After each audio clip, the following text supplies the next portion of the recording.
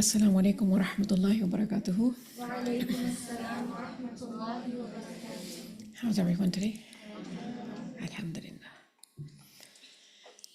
نحمده ونصلي على رسوله الكريم أما بعد فأعوذ بالله من الشيطان الرجيم بسم الله الرحمن الرحيم رب اشرح لي صدري ويسر لي أمري واحلل عقدة من لساني يفقه قولي رب زدني علما اللهم فقهنا في الدين اللهم إني أسألك علما نافعا وعملا متقبلا ورزقا طيبا اللهم انفعنا بما علمتنا وعلمنا ما ينفعنا وزدنا علما آمين. Okay, lesson number 150. Surah Al-Kahf, verses 9 to 26. أعوذ بالله من الشيطان الرجيم بسم الله الرحمن الرحيم أم حسبت أن أصحاب الكهف والرقيم كانوا من آياتنا عجبا. Or have you thought that the companions of the cave and the inscription were among our signs a wonder?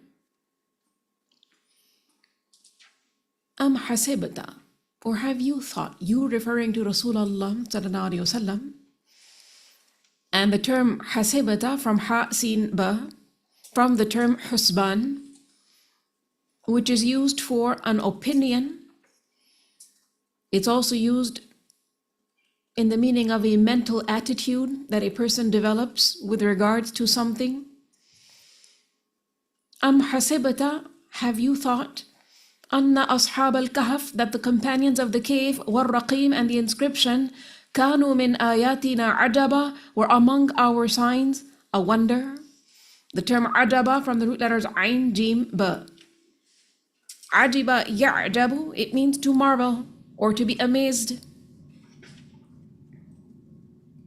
And the term ajib is used for what is perplexing, what is considered to be strange, what makes a person wonder. And here, ajaban means shay'an ajaban. Have you thought that the companions of the cave and the inscription were among our signs a wonder, something strange? But in fact, the reality is that there are more amazing things that Allah does. And so, the story of Ashab al-Kahf is an amazing story. But remember, your Rabb does even more amazing things. And when it comes to Ashab al-Kahf, the companions of the cave, these were young men who left their township because of religious persecution. And they went into a cave, and Allah put them to sleep for more than 300 years. And then they woke up. And then they eventually realized that they had been asleep for a very long time. And so the people understood this and were amazed. And then they recognized also that what these men were upon, which was monotheism, that was the truth. These young men faced religious persecution because they were monotheists. They believed in the oneness of Allah. They believed in resurrection. And at that time, most of the people around them were opposing them, including the king who was in charge of this land where these men were. And so as a result, they faced religious persecution, and hence they retreated into the cave, but they didn't compromise when it comes to their iman, their faith.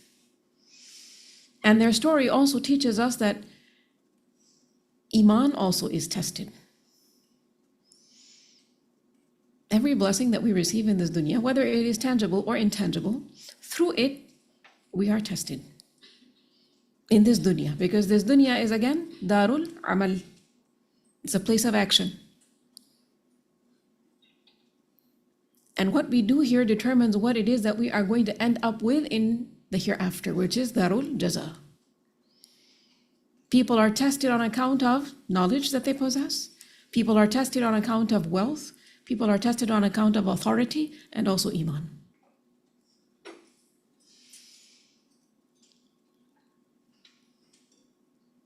The term Kahf, as we learned earlier, from Kaf Ha Fa, is used for a cave that is wide and spacious. And the term Raqim, it is from the root letters Ra, Qaf, Mim. Raqama means to write or to imprint. So Raqim in the meaning of Marqum. And what is Marqum? That which is written. So it can be used for a written tablet or a slate upon which there is inscription. So it is said that this term, al-Raqim, is being used here referring to the names of Ashabul Kahf and their story. So their names and their story was inscribed. So here Allah mentions, have you considered, have you thought that the companions of the cave and the inscription, referring to the same group of people, Ashabul Kahf, were among our signs a wonder? Also, it is said that Raqim is the proper name of the mountain or the valley in which the cave was. Also, it has been said that Raqim is the name of the town that these young men were from. Also, it is said that Raqim is the name of the dog that was with them. So these are all different opinions with regards to the term Raqim. So the people of the cave, Ashabul Kahf and Raqim, are the same. Okay, Raqim is actually describing who the Ashabul Kahf are. Okay, those young men who retreated into the cave because they were facing religious persecution, and their names were inscribed. Their story also inscribed, documented, written.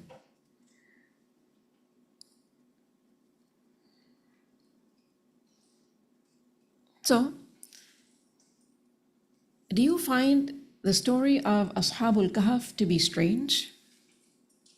In fact, this story is a big sign of the might and the power of Allah. But also keep in mind that there are far more wondrous and amazing signs of Allah's power and might. So these young men, they left their people because of religious persecution and oppression. They took refuge in a cave and they were made to sleep there for 309 years. And then they were revived from their sleep and sent to their people. Allah protected them, preserved them in this cave in an amazing way. And they were sleeping with their dog at the opening of the cave. The dog was at the opening of the cave. And the men, these young men, they seemed to be awake because their eyes were open. And they were also made to toss and turn so that their bodies would not decay. And the location of their cave was such that the sun would not directly shine upon them at the time of sunrise and sunset. So you think this is amazing? Yes, it is amazing. But Allah does even more amazing things. It's amazing how Allah helps His loyal slaves. And this is actually reassurance for Rasulullah sallallahu alaihi wasallam, who was also facing in the Meccan era a lot of religious persecution. And also, this incident has been mentioned here in this surah because the Quraysh, they wanted to test Rasulullah sallallahu alaihi wasallam to see if he truly was a prophet, right? So they went to the Ahlul Kitab and asked them, tell us of some incidents that the people of Makkah do not know about, nor does Muhammad sallallahu alaihi wasallam know about, so that we can test him. And so they mentioned the incident of Ashabul Kahf and Dhul Qarnayn also. And also they told them to ask him about the ruh, the soul. And so divine revelation was sent down. So here the incident of Ashabul Kahf is mentioned. And what happened in their incident? إِذْ أَوَى الْفِتْيَةُ إِلَى الْكَهْفِ mentioned when the youths retreated to the cave. إِذْ meaning أُذْكُرْ إِذْ, mention when. From here the story begins of Ashabul Kahf. إِذْ أَوَى الْفِتْيَةُ إِلَى الْكَهْفِ mentioned when the youths retreated to the cave. And the term awa from Hamza waw ya. Awa means to provide lodging or to accommodate. And awa ya'wi means to take refuge somewhere. Hence the term ma'wa is used for a refuge. And the term fitya, plural of fata from fata ya.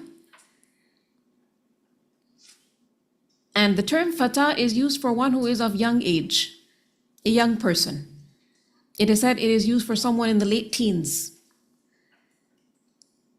who has reached strength and also the age of azima, when a person is more determined in terms of what they do.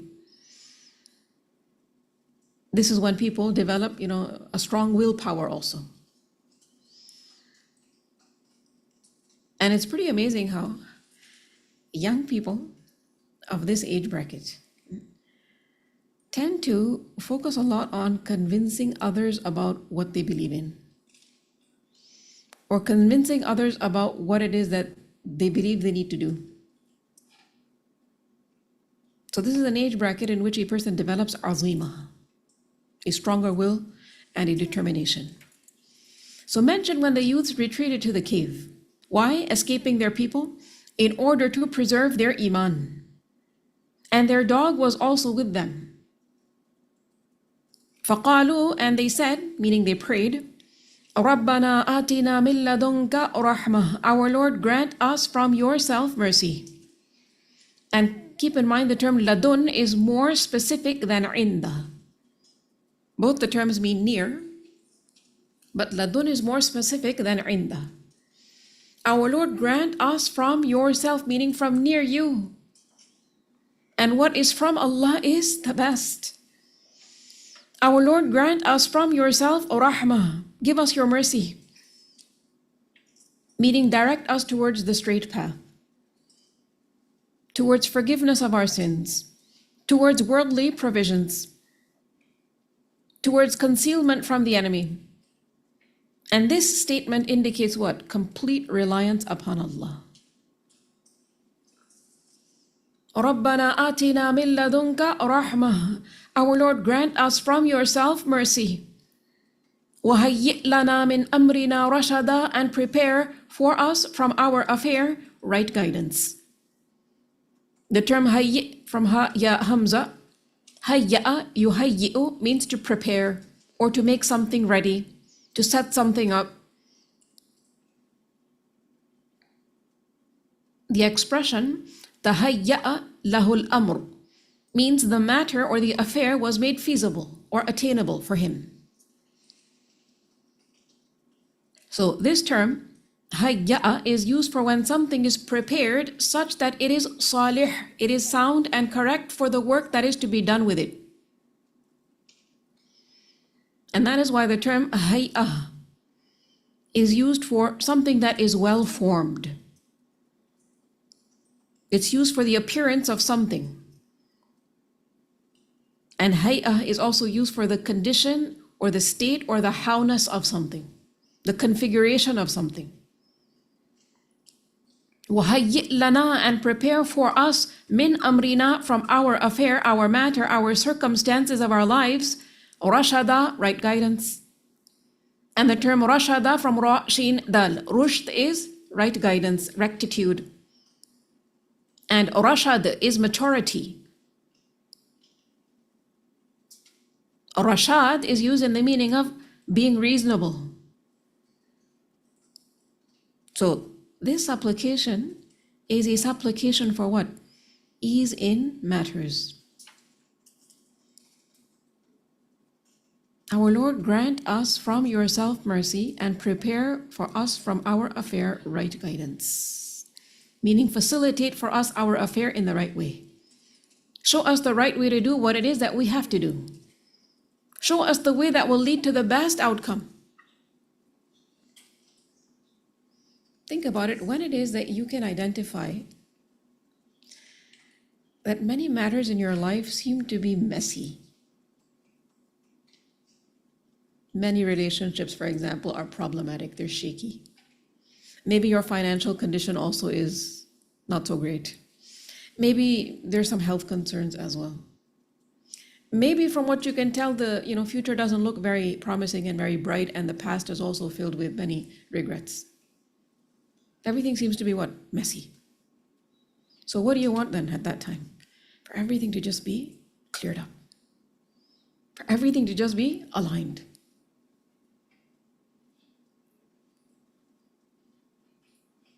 So these young men who had to leave their homes, they had to get out of their comfort zone because of religious persecution. They had to retreat into a cave. So their situation was quite messy. What are they making dua for? The mess to be dealt with, to be removed. They want right guidance. وَهَيِّئْ لَنَا مِنْ أَمْرِنَا رَشَدًا. Prepare for us from our affair, our circumstances, which are quite messy, right guidance. The direction that will take us towards the best outcome. It is mentioned in some narrations that sometime after Isa alayhi salam, there were some young men belonging to a village in Rome who believed in monotheism. Their oppressive and tyrannical mushrik king had instructed the people to commit shirk. Those were his instructions. And if someone didn't comply, he would be tortured. So at this time, people used to follow the religion of the state. Okay? Renouncing the state religion would bring what? Serious consequences. These young men, Ashabul Kahf, refused to comply by the king's beliefs. And so it was impossible for them to live in that land. And so they decided to leave that land, to migrate. And this is, of course, migration fi sabilillah, because they were not allowed to practice the deen of monotheism there. But where would they go? Where would they take shelter? Where would they eat from? They retreated into a cave. And then what they experienced there is what is known as karamah, which is an unusual event that happens to facilitate matters for righteous people. Okay. And these karamat, they happen bi-idhnillah, with the permission of Allah.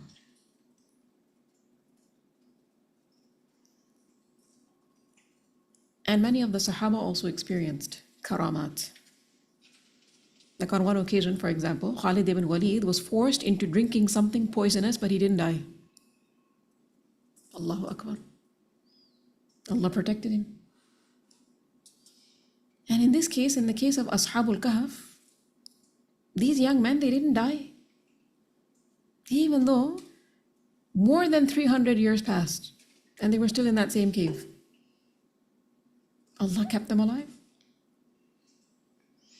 They woke up and one of them went back to the township. And the people there in the township, who by then had become believers, recognized them, because their story had become known. And so then these men became a source of guidance and a sign proving resurrection. And then these men died and were buried in the same cave that they had retreated to. Now, they had some genuine concerns, as anyone would who would be made to leave their comfort zone. But at such moments, those who have a strong connection with Allah will turn to Him instead of turning to people for help. So one of the first things we learn about these young men, Ashabul Kahf, is their supplication. Many other details are left out over here. But what is mentioned is what these young men asked Allah for. They sought to overcome their weakness through Allah's power. They sought to overcome their vulnerability through Allah's protection. They sought to overcome their deprivation through Allah's mercy. And remember, mercy from Allah is the best facilitation. Make note of that.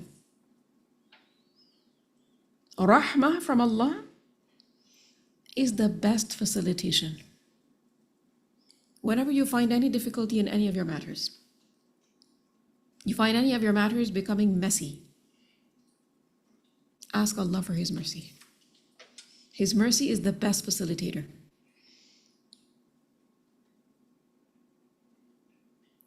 We learn that Abu Bakr, he reports that he said to Rasulullah, teach me a supplication to say in my prayers.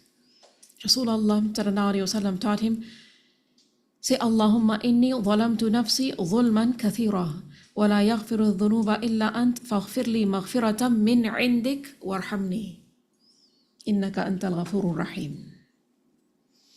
Say, oh Allah, I have wronged myself with many great wrongdoings, and none forgive sin but you. So forgive me and have mercy upon me. Verily, you alone are the forgiving, the merciful. Now for a moment, put yourself in the shoes of these young men. These young men were trying to do what? Prioritize their deen. They wanted to worship Allah alone. And when they see that they cannot do this in their own homeland, their own township,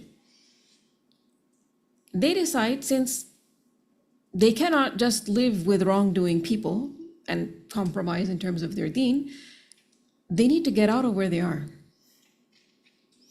And they turn to Allah for help. Allah answers their supplication. He helps them, provides for them the best shelter, a place to rest, and He provides for them other things as well. Right? He keeps them safe. And in some way, they were receiving nourishment as well, although they were asleep. Think of a time when you know what your deen teaches you. You have awareness. You're blessed with knowledge of deen. And you know what Allah expects from you, but the norms of the society that you're living in pull you in the opposite direction. Think of your apprehensions at that time. Think of your nervousness at that time. Think of the pressure you have to deal with. At times like this, the only way forward is to remember that Allah is Musabbibul Asbab, the one who facilitates all means. He's the one who controls all means. He can create ease and a way out from where one would never even imagine. I mean, think about it. It could be in the form of, like, let's say, a marriage proposal that you receive from someone righteous. Okay?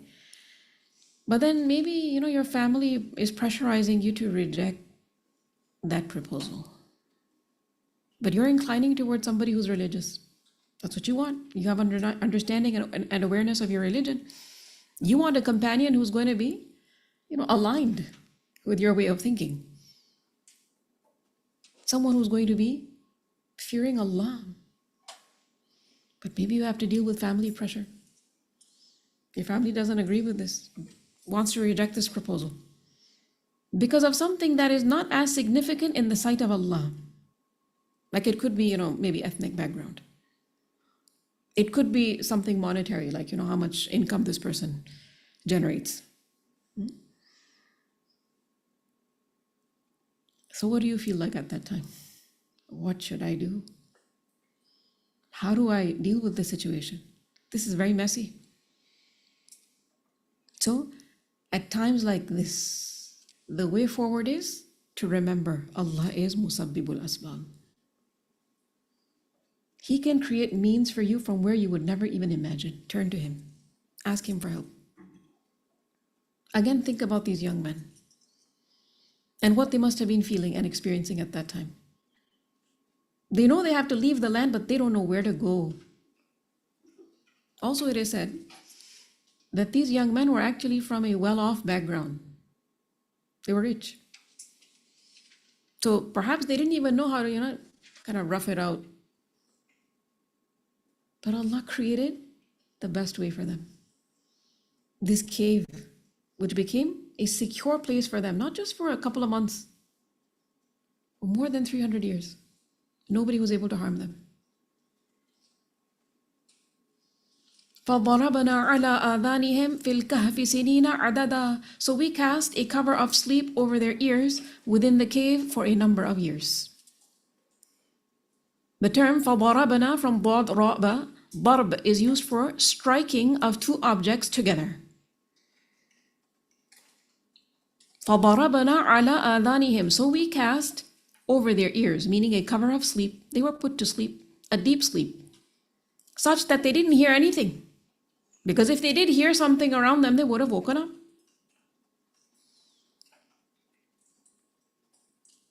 So this is to be understood figuratively. We cast over their ears, meaning we cast a veil of sleep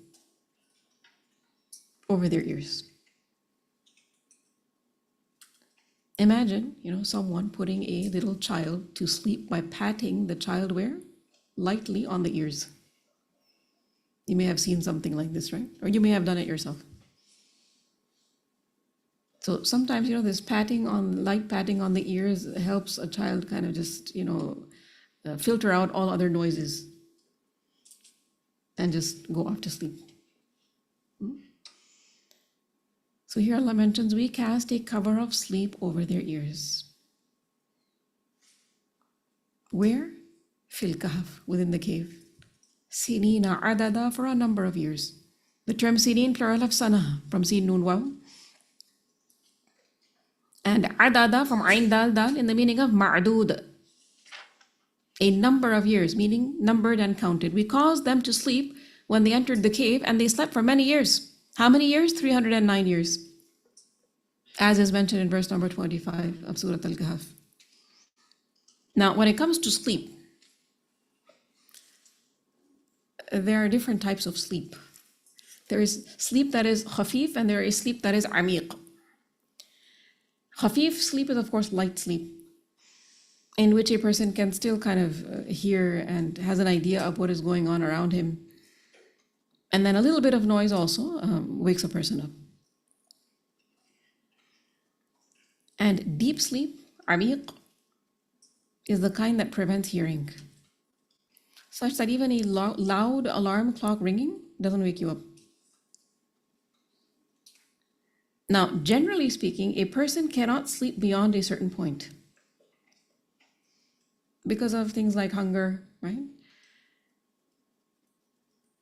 And thirst. So a person will naturally wake up, even if it is after many hours.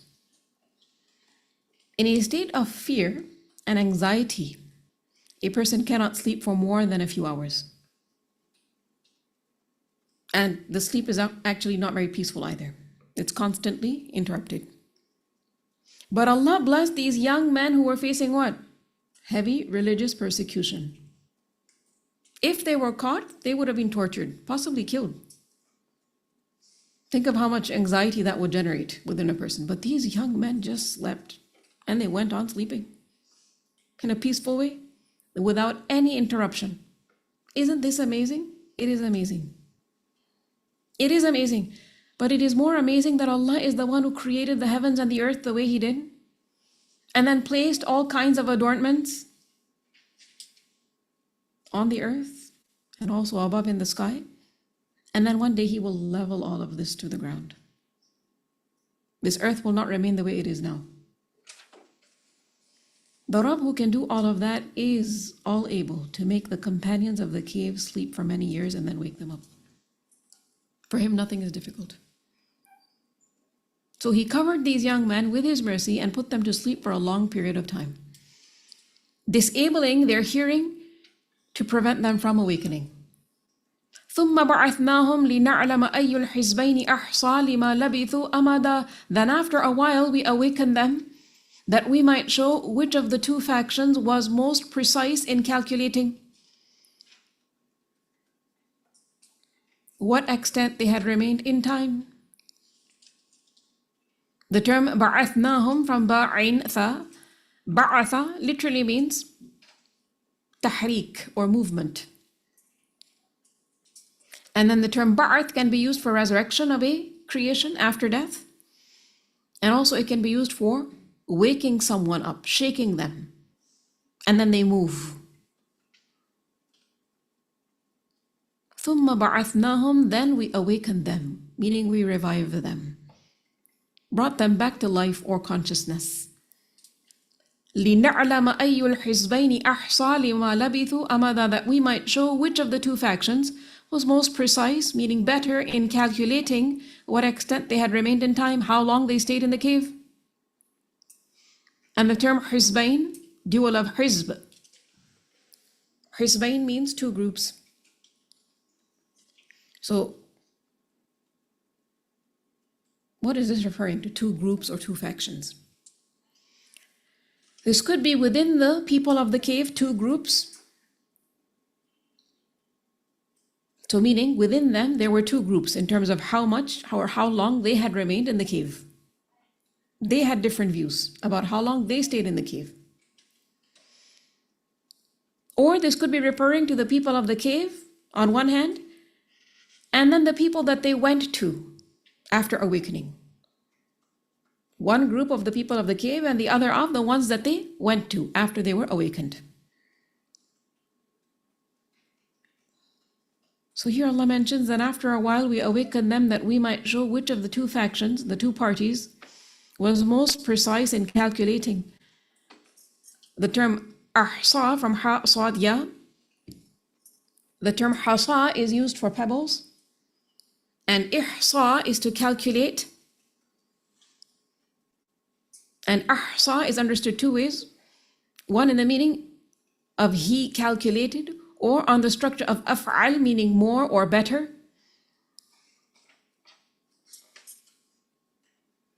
And the term amada from hamza mim dal, amad is a span of time.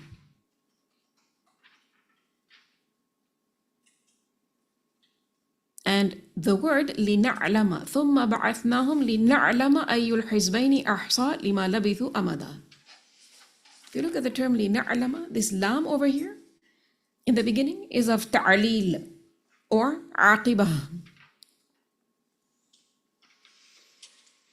So meaning, Allah knows everything we do and also what we will do.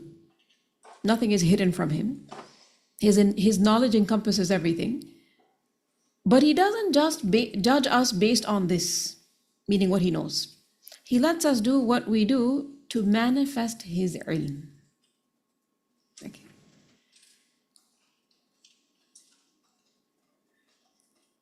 So here Allah is stating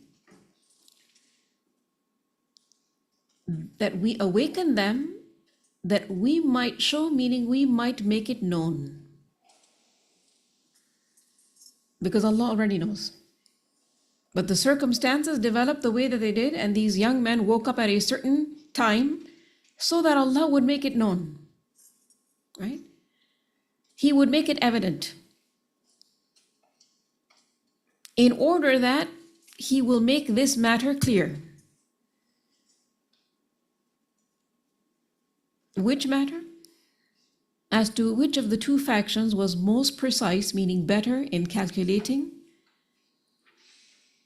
how much time had actually elapsed, to what extent they had remained in time, how long they stayed in the cave. So when it comes to Hizbain, the two factions that are mentioned here, the two groups that differed concerning the length of the stay of Ashabul Kahf in the cave. So as I mentioned, this could be referring to the companions of the cave. There were two parties from among them As we learn, it is mentioned ahead, قَالُوا لَبِثْنَا يَوْمًا أَوْ بَعْدَ يَوْمٍ. So amongst them also there was some disagreement in terms of how long they stayed in the cave. Or this could be referring to the companions of the cave and the people of the city to which they went after they woke up. The Ashabul Kahf were saying one thing in terms of how long they stayed in the cave, and the people of the city that they returned to were saying something else. Yet another way this can be understood is that Hizbain here is referring to two parties from among the people of the city. One group was of the people of Iman, and then there was another group. So amongst the people of the city, in fact, there were two groups. One group saying one thing and another group saying another, in terms of how long these people, Ashabul Kahf, stayed within the cave.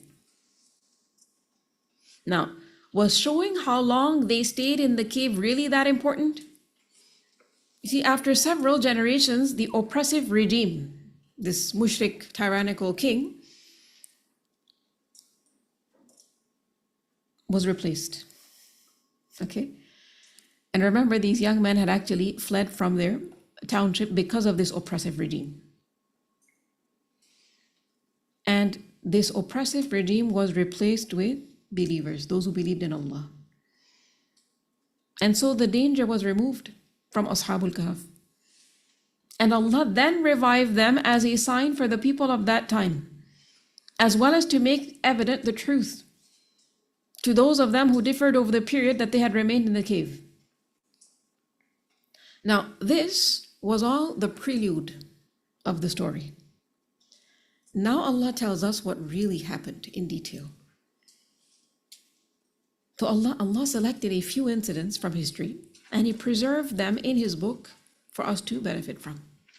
Some stories are mentioned in the book, meaning in the Qur'an. And this story of Ashabul Kahf is not just any other story. Knowing about this is of benefit to us. That's why it is mentioned in the Qur'an. So now we learn here that there is mention of how and why these young men ended up in the cave.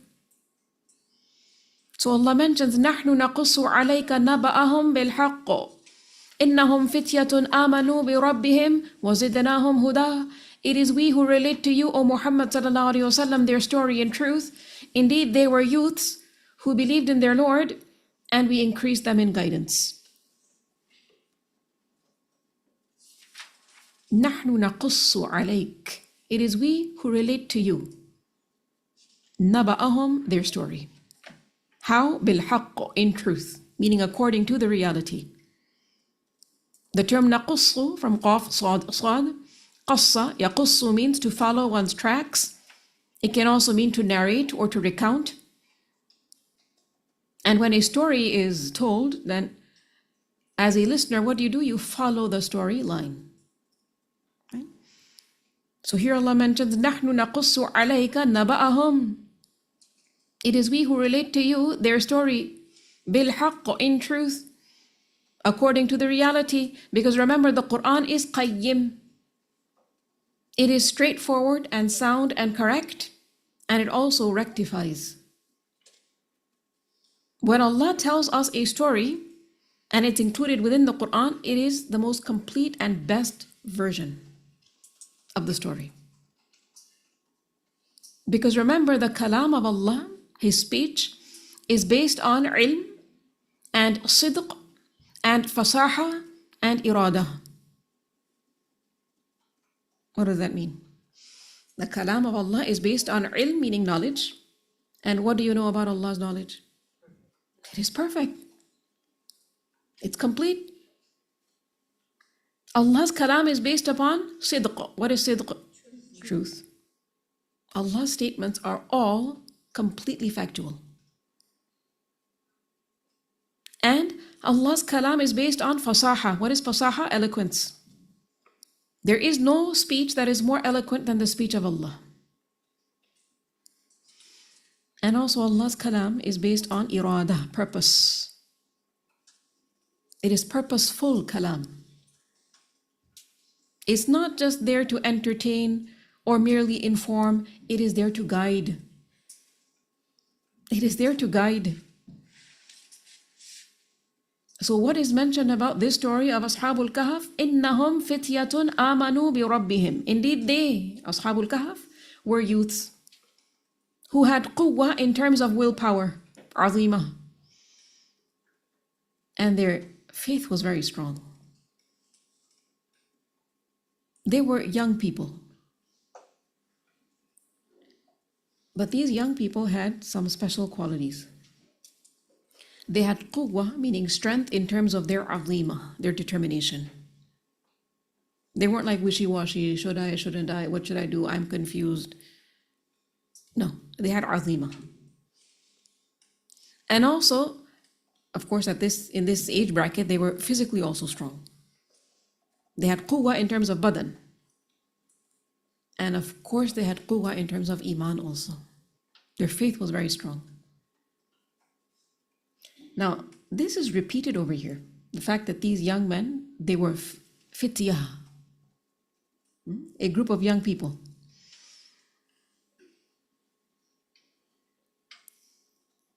Because young people have a lot of potential. They can do a lot of good, but they have to decide to do the good. They have to build within themselves quwwah of azima, and not just focus on quwwah of badan. Because in the case of these young men, Ashabul Kahf, there is a combination of what? Quwwah in terms of azima, determination. Quwwah in terms of badan, physical strength. And quwwah in terms of iman. So here Allah mentions, again, indeed they were fityah, a group of young men, youths. آمَنُوا بِرَبِّهِمْ, who believed in their Lord. وَزِدْنَاهُمْ هُدًى, and we increased them in guidance. Meaning they were given hidayah irshad and hidayah tawfiq. They were given direction, and they were given capacity to follow that direction. They made a plan and they did something to carry on with that plan. So, in order to really remain on the straight path and reach the right destination, you have to want to remain on the straight path. The term zidnahum from ziyada means increase. So here Allah mentions we increased them in hidayah, meaning on top of hidayah irshad, they were given hidayah tawfiq. So the one who truly believes in Allah, Allah shows that person the path to guidance. But also keep in mind, guidance is not just something stationary. It fluctuates, it has levels also. But also keep in mind, hidayah or guidance increases based on two main factors. Number one, talab or yearning for guidance, desire. Because we learn in Surah Muhammad, verse 17, وَالَّذِينَ اهْتَدَوْا زَادَهُمْ هُدًى وَآتَاهُمْ تَقْوَاهُمْ. And those who are guided, He increases them in guidance, meaning Allah increases them in guidance and gives them their righteousness. So what is one factor that leads to increase in guidance? Talab, yearning for it, desire for guidance. In other words, if a person reaches that state where they're like, oh yeah, I'm so guided, I don't need any more guidance. Everybody else needs guidance. Then what's going to happen in this case? Such a person perhaps will not increase in guidance because they believe they reached some kind of saturation point when it comes to guidance. Okay? So one major factor when it comes to increase in hidayah, increase in guidance, is to continuously want guidance. Now, this doesn't mean that you have to always be in like some kind of self-doubt. That I don't know if I'm guided. Maybe everything I'm doing is wrong. Even the good that you're doing is wrong. No, this doesn't mean that you have to be always like, wondering about who you are, what you're doing, confused. Because remember, these young men who are being described here, whose story is being mentioned here, they had quwwah of azima, determination. When they identified that monotheism is the best way of life, there is no ilah worthy of worship besides Allah, they didn't compromise on that. They weren't wishy-washy. They were determined. But they still had yearning for what?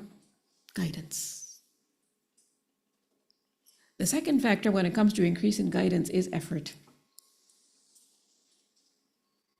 In Surah al-Ankabut, we learn in verse number 69, وَالَّذِينَ جَاهَدُوا فِينَا لَنَهْدِيَنَّهُمْ سُبُلَنَا وَإِنَّ اللَّهَ لَمَعَ الْمُحْسِنِينَ. And those who strive for us, we will surely guide them to our ways, and indeed Allah is with the doers of good. So both of these factors are needed when it comes to increase in guidance, desire and effort. And if a person only makes dua for knowledge, increase in knowledge, but doesn't open up the Qur'an to learn, how will he increase in guidance? Right? It's just like a person saying food, food, food, and then when the food is placed in front, the person doesn't put the food in the mouth, doesn't swallow the food. How is the hunger going to go away?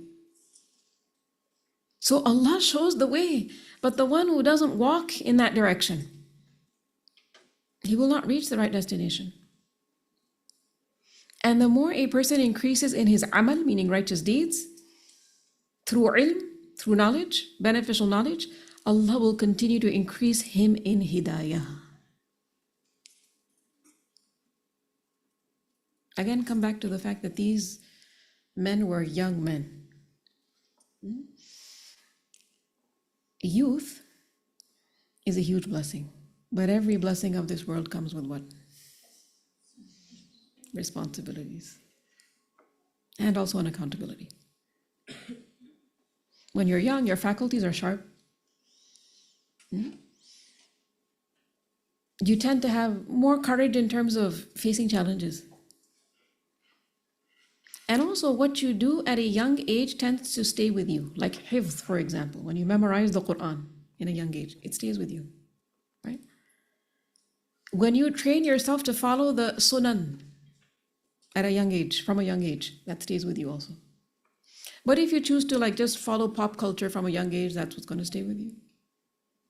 If you just tend to, gravitate around fashion trends, that perhaps will stay with you. Each person's struggles in this dunya are different. Each person's shakilah, way of doing things, lifestyle is different. But each one is being tested also. And each one needs guidance. Remember, in this dunya, we're all being tested with regards to what? Ahsan amal, right? لِنَبْلُوَهُمْ أَيُّهُمْ أَحْسَنُ عَمَلًا. That is why you may have noticed that when you speak to young people, generally speaking, there might be exceptions, and you mention to young people a great idea with a lot of potential in the future, their approach in general terms is, yes, let's go ahead with it. And when the challenges come, we'll deal with them. It's no big deal. We can make this happen. And generally, when you speak to older people, when you present a really new idea, which also carries many risks and many challenges, it's very hard to convince them. These young men of this nation took a stand against the king, who was a mushrik. That's not easy. At the same time, they were concerned as well. And they knew that if we stay here, we might even be killed. It's better to leave. And leaving your home, especially if it is that you're used to a luxurious lifestyle, is not easy. But they did what had to be done. Everyone in that area at that time was not the same. There may have been others who disagreed with this ideology. There may have been some actually who didn't like what the king was doing, but they never spoke up. They never took a stand. They just went with the flow. They thought we need to assimilate. These young men, because of their level of iman, decided to take a stand, but they didn't confront the king because that would have been unwise. They decided to retreat. So Allah mentions, وَرَبَطْنَا عَلَىٰ قُلُوبِهِمْ, and we made firm their hearts to enable them to stick to the truth, to speak the truth. إِذْ قَامُوا, when they stood up against falsehood among their people, announcing tawheed, renouncing shirk. فَقَالُوا, and they said, رَبُّنَا رَبُّ السَّمَاوَاتِ وَالْأَرْضِ. Our Lord is the Lord of the heavens and the earth. لَن نَدْعُوَ مِن دُونِهِ إِلَهًا. Never will we invoke besides him any deity. لَقَدْ قُلْنَا إِذًا شَطَطًا. We would have certainly spoken then an excessive transgression.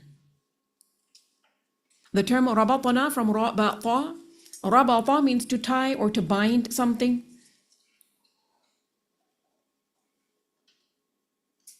The expression رَبَطَ اللَّهُ عَلَى قَلْبِهِ means Allah gave him strength and patience. So here where it is mentioned وَرَبَطْنَا عَلَى قُلُوبِهِمْ, and we made firm their hearts, meaning we granted them strength and patience. We stabilized them with faith, with determination. And so they were able to state the truth, قَوْلُ الْحَقِّ, because the entire nation is opposing them. They don't really have many supporters. Think about how Allah granted strength and patience to the believers, the Muslim army headed by Rasulullah sallallahu alaihi wasallam at the time of the Battle of Badr, when they were facing an army much, much larger than theirs, of the mushrikeen.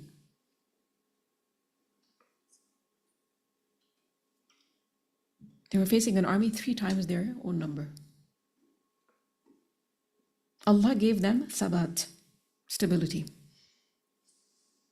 Think about the state of Musa's heart, the mother of Musa alayhi salam, when she had to put her child into the basket and put the basket in the river. Allah describes her state, right? وَأَصْبَحَ فُؤَادُ أُمِّ مُوسَى فَارِغًا. The heart of Musa's mother became empty of everything else. And she was about to disclose the matter concerning him. لَوْلَا أَرَّبَطْنَا عَلَى قَلْبِهَا. Had we not bound fast her heart that she would be of the believers. لِتَكُونَ مِنَ الْمُؤْمِنِينَ. Iman gave her strength at that time. Her Iman strengthened her. So here Allah mentions وَرَبَطْنَا عَلَى قُلُوبِهِمْ, and we made firm their hearts to enable them to stick to the truth. We fixed their hearts with patience and determination. We bound their hearts with patience and determination. إِذْ قَامُوا, when they stood up, meaning they stood up against falsehood, against their people who were mushrikeen. And they announced their tawheed, they renounced shirk. فَقَالُوا, and they said, meaning to each other or to the people, رَبُّنَا رَبُّ السَّمَاوَاتِ. Our Lord is the Lord of the heavens, وَالْأَرْضِ, and the earth. So they declared Allah's rububiyyah, the fact that He is Rabb. لَن نَدْعُوَ مِن دُونِهِ إِلَهًا. Never will we invoke besides Him any deity. So they declared Allah's uluhiyyah, His divinity. They completely refute the idea of shirk. And they claim if we do such a thing, meaning if we end up invoking besides Allah any deity, لَقَدْ قُلْنَا إِذًا شَطَطًا. We would have certainly spoken then, if we did worship another being or prayed to another being, we would have certainly spoken then an excessive transgression. The term shatata from shin ta ta. And shatta means to go beyond bounds. The expression shatta fil qawl means he was rude in speech. He crossed the limits. The term shatta is used for the bank or the edge of a river, from where the water is far. The term shutut is used for a remote house that's far away. And so the term shatat is used for the edge that is far away from water, like the edge of the river or the bank of a river. And so this term shatata is used for a statement that is far from the truth, an enormity. And it's used for a false statement, which is very untrue, And also a statement that is excessive, outrageous.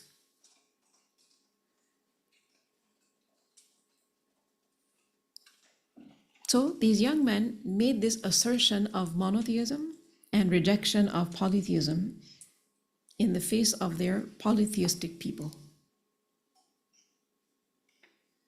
because Allah had strengthened their determination with faith and patience. They had confidence, and this confidence was granted to them by Allah. They were able to say what they needed to say. Now, when we have to stand out and appear visibly different from people around us, we begin to feel alone, we begin to feel afraid. So we want to give up and just become like everybody else. Right? There are some matters in which you cannot just be like everybody else around you. And Allah has given certain restrictions. Just because many people, okay, fine, maybe most people your age in a given context dress a certain way doesn't mean you start doing the same thing. If many people in your age bracket speak in a certain way, it doesn't mean you have to do the same thing. And remember the enjoyment that you might get out of being accepted by many people around you because of the way you dress, the way you talk, how well you assimilate with the rest of the people around you. This enjoyment is mata'un qalil. It's a temporary enjoyment. What will you say when you meet your Lord alone? And you see, we tend to take matters of deen very lightly. And we forget that our actions here in this dunya come with consequences that are very serious in the akhirah. And once you believe in the akhirah with determination, with clarity, you will become less scared of people. And you will become more confident when it comes to doing what is right. Many times people begin something good, they increase in their righteous deeds, but then they notice that many people around them of their own age bracket are not doing the same kinds of things, and so they give up. Because going against the flow, constantly struggling, it's exhausting, and a person has to sacrifice a lot. And if you don't build your stamina and keep yourself connected to what is going to reignite your iman, it's easy for you to just get swept away. But keep in mind, there are some to whom Allah gives confidence to remain steadfast, no matter what the people are doing or saying around them. They don't budge.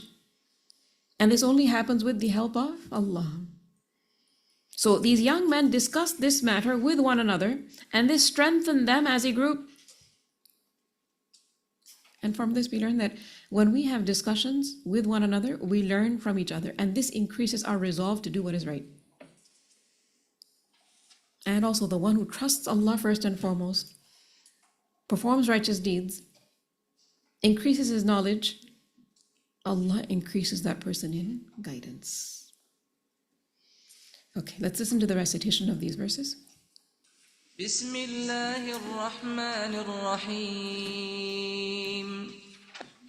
أم حسبت أن أصحاب الكهف والرقيم كانوا من آياتنا عجبا إذ أوى الفتية إلى الكهف فقالوا ربنا آتنا من لدنك رحمة وهيئ لنا من أمرنا رشدا فضربنا على آذانهم في الكهف سنين عددا ثم بعثناهم لنعلم أي الحزبين أحصى لما لبثوا أمدا نحن نقص عليك نبأهم بالحق إنهم فتية آمنوا بربهم وزدناهم هدى وربطنا على قلوبهم إذ قاموا فقالوا ربنا رب السماوات والأرض لن ندعو من دونه إلها لقد قلنا إذا شططا.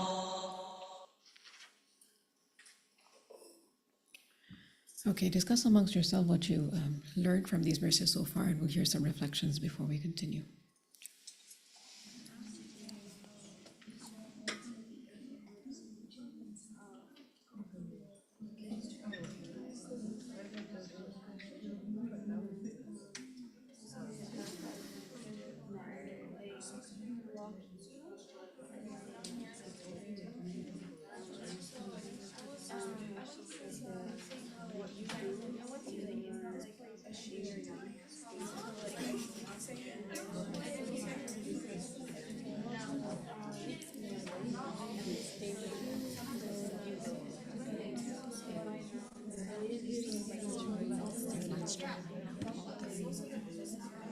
Oh, okay.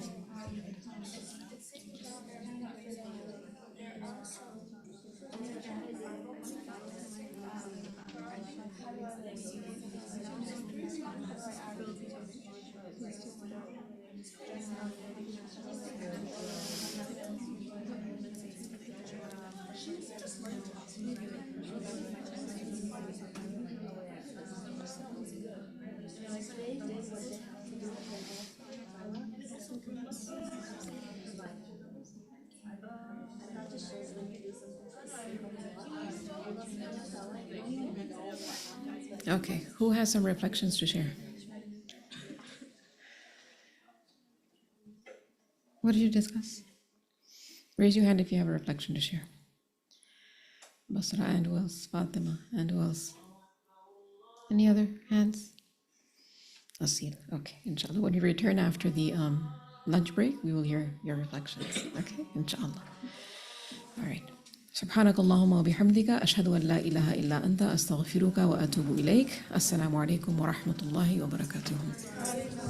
الله أكبر الله أكبر الله أكبر لا إله إلا الله الله أكبر الله أكبر ولله الحمد الله أكبر الله أكبر الله أكبر لا إله إلا الله الله أكبر الله أكبر ولله الحمد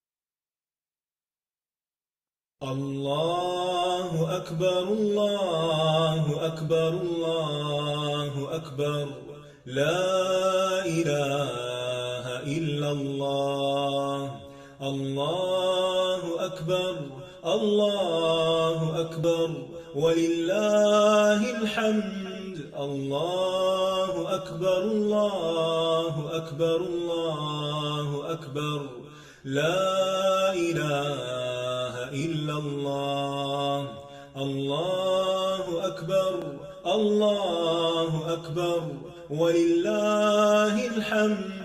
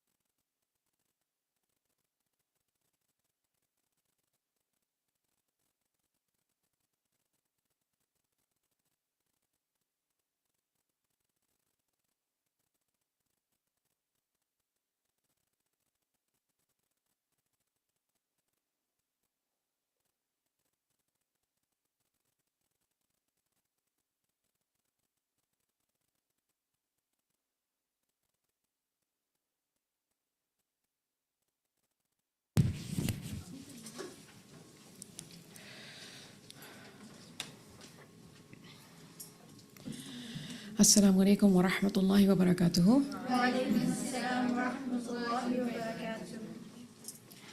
Okay, are we ready to begin? نحمده ونصلي على رسوله الكريم أما بعد فأعوذ بالله من الشيطان الرجيم بسم الله الرحمن الرحيم رب اشرح لي صدري ويسر لي أمري واحلل عقدة من لساني يفقه قولي وربي زدني علما اللهم فقهنا في الدين آمين. Okay, before we continue with verse number 15 onwards, let's hear a few reflections. Okay, we can begin with Fatima and then we can continue with Asil. Where's the mic? You were reflecting upon these verses from verse 9 onwards of Surah Al-Kahf, right? Yes, go ahead, Fatima. Assalamu alaikum wa rahmatullahi wa barakatuh. Alaikum assalam wa rahmatullahi wa barakatuh. I just had like a small thing like that I noticed is that normally we hear the stories of like previous bad nations or previous prophets, but we never got, or this is I think the first time where we got like a specific story about young people, and it's that young people get influenced more with young people because they're like, oh, they were able to do it at that age. Yeah. And so this kind of like resonated with me a lot is that they were so strong with their faith. They were so confident with what they had. And young people nowadays, not confident at all. Very full of self-doubt, full of identity crisis. Yeah. And it goes to show that anybody at any age is capable of being firm and knowing what is right and wrong and then staying with what is right. Yeah, absolutely.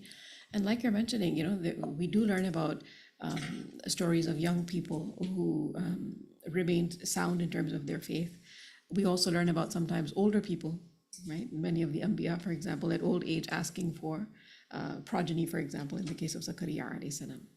Ibrahim alayhi salam making so many sacrifices even in old age. We learn about men, we learn about women that we can draw inspiration from. And again, all of this reminds us that guidance is in the hands of Allah. Ask Him for it, regardless of what age bracket you belong to, what gender you are. Allah can facilitate all means. He is Musabbibul Asbab. And especially at your most vulnerable moments in your life, whether you are male or female, whichever phase in life that you might be in, turn towards Allah with yaqeen, with conviction.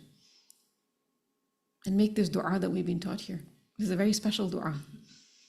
رَبَّنَا آتِنَا مِن لَدُنْكَ رَحْمَةً وَهَيِّئْ لَنَا مِنْ أَمْرِنَا رَشَدًا. There's so much to learn just from this supplication. And look at the wordings of this supplication. In fact, one of your action points is related to this supplication, which is to write and learn this supplication.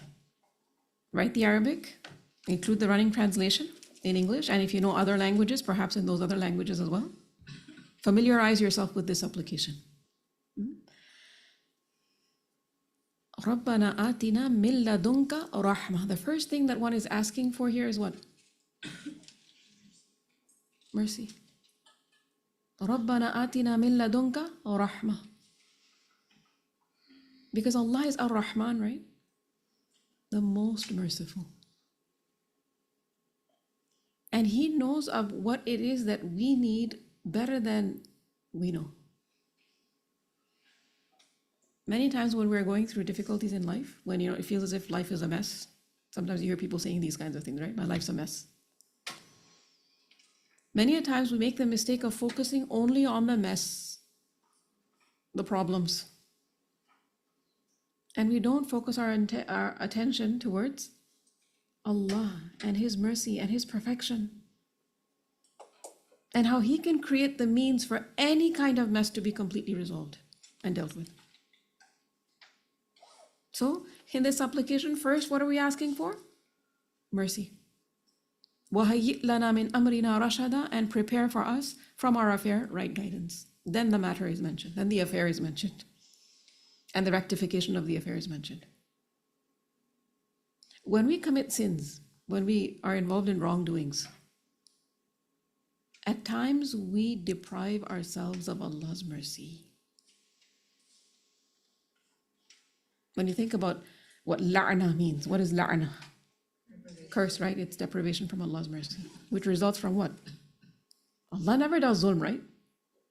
Many times we do wrong to our own selves by involving ourselves heavily in what? Sin upon sin upon sin.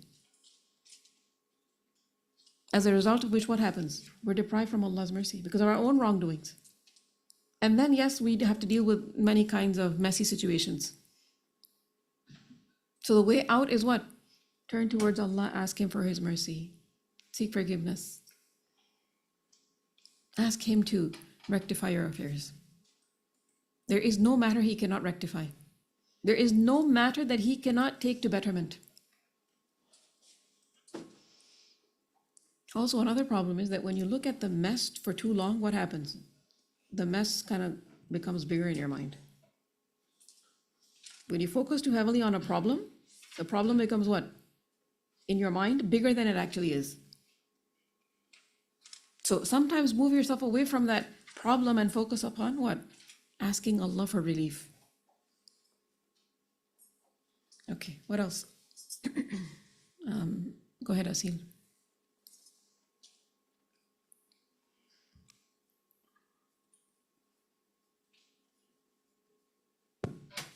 Alaikum. Alaikum assalam wa rahmatullah.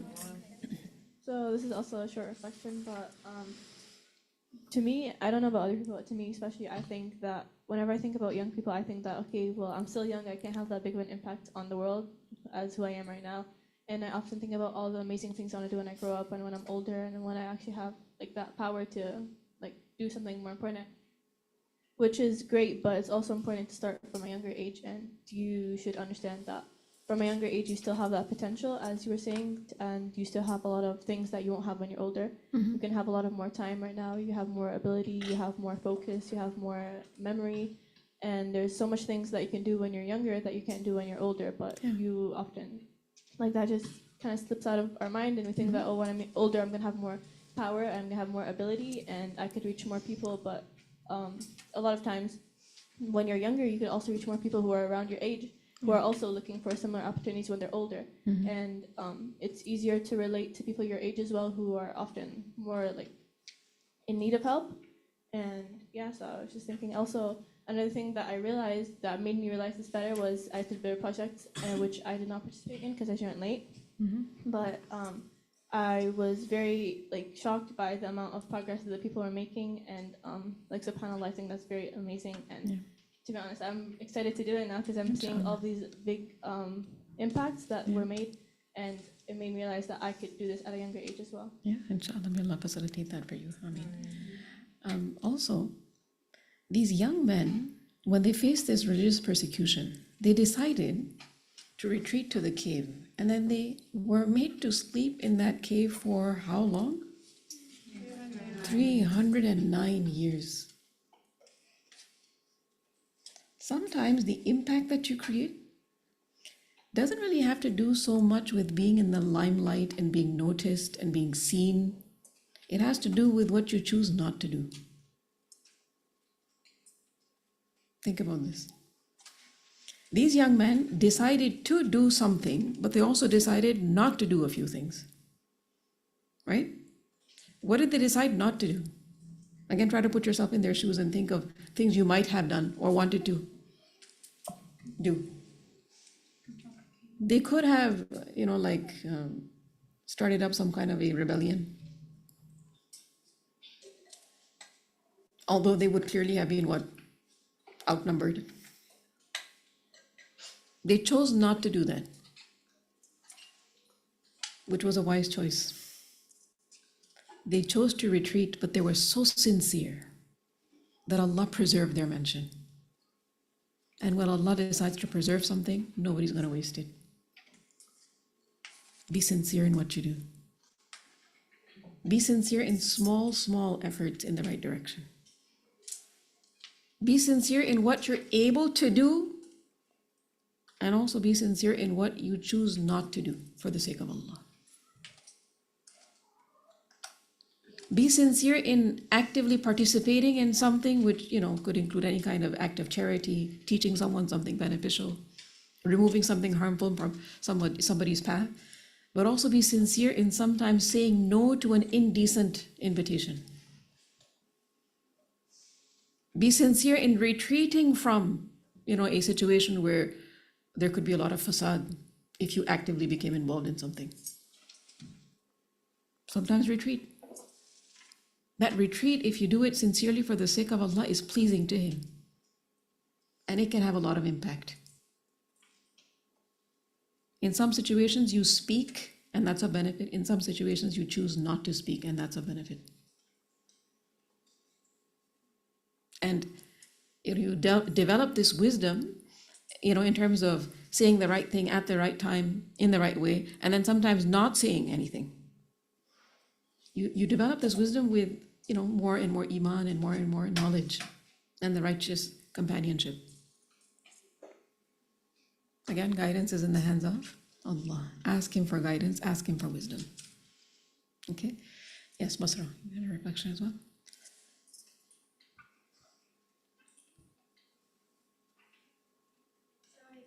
Alaikum assalam wa rahmatullah. I was reflecting on, I was actually reflecting on ayah 8, like the last part, لِيَبْلُوَهُمْ أَيُّهُمْ أَحْسَنُ عَمَلًا, and how it kind of linked into the other ayah where we were talking about, Iman, and how they had very strong Iman. And it kind of had me remembering yesterday's lecture with Yasir Qadi, and he was explaining how you know, Allah subhanahu wa ta'ala gives us a bunch of these tests, but He gives us the test knowing that we can handle the test, but He gives us a test to see if we're gonna fail or if we're gonna pass. And the idea of how Iman doesn't shield you from not feeling anything or not doing anything in that test, but Iman is there to help you cope with that test. And so it just kind of like I had me question myself about the amount of Iman that I have, and with the test that Allah subhanahu wa ta'ala gives me, how do I react to it, and how how somebody how somebody reacts to a test. It's recorded when the test immediately comes to them. And so yeah, it just had me questioning on how is my Iman and how is our Iman Yeah. So when you're tested, when you go through a difficulty, when you face a challenge, it's very normal to feel the anxiety or feel the fear. What you do in that state determines whether or not you are passing or you're failing. Do you end up responding or reacting in a way that is pleasing to Allah, or in a way that is displeasing to Him? Check yourself. Think of, the most recent upsetting situation that you had to deal with. It could have been within your own home. Somebody said something to you or did something you didn't like. Now, your feeling upset was very normal, very natural. You have human feelings. You're a human being. So through that situation, Allah decided to test you. Own that test. That test came to you. It wasn't going to reach anybody else. It was meant for you. How did you respond? And be honest with yourself. Did you respond in the best of ways? And if you didn't, what does that teach you? Don't feel like a loser. Become a learner. In every situation, either you will win or you will learn. Choose to learn. That's success. If you didn't really react in the best of ways, now learn from this and train yourself to react in a better way.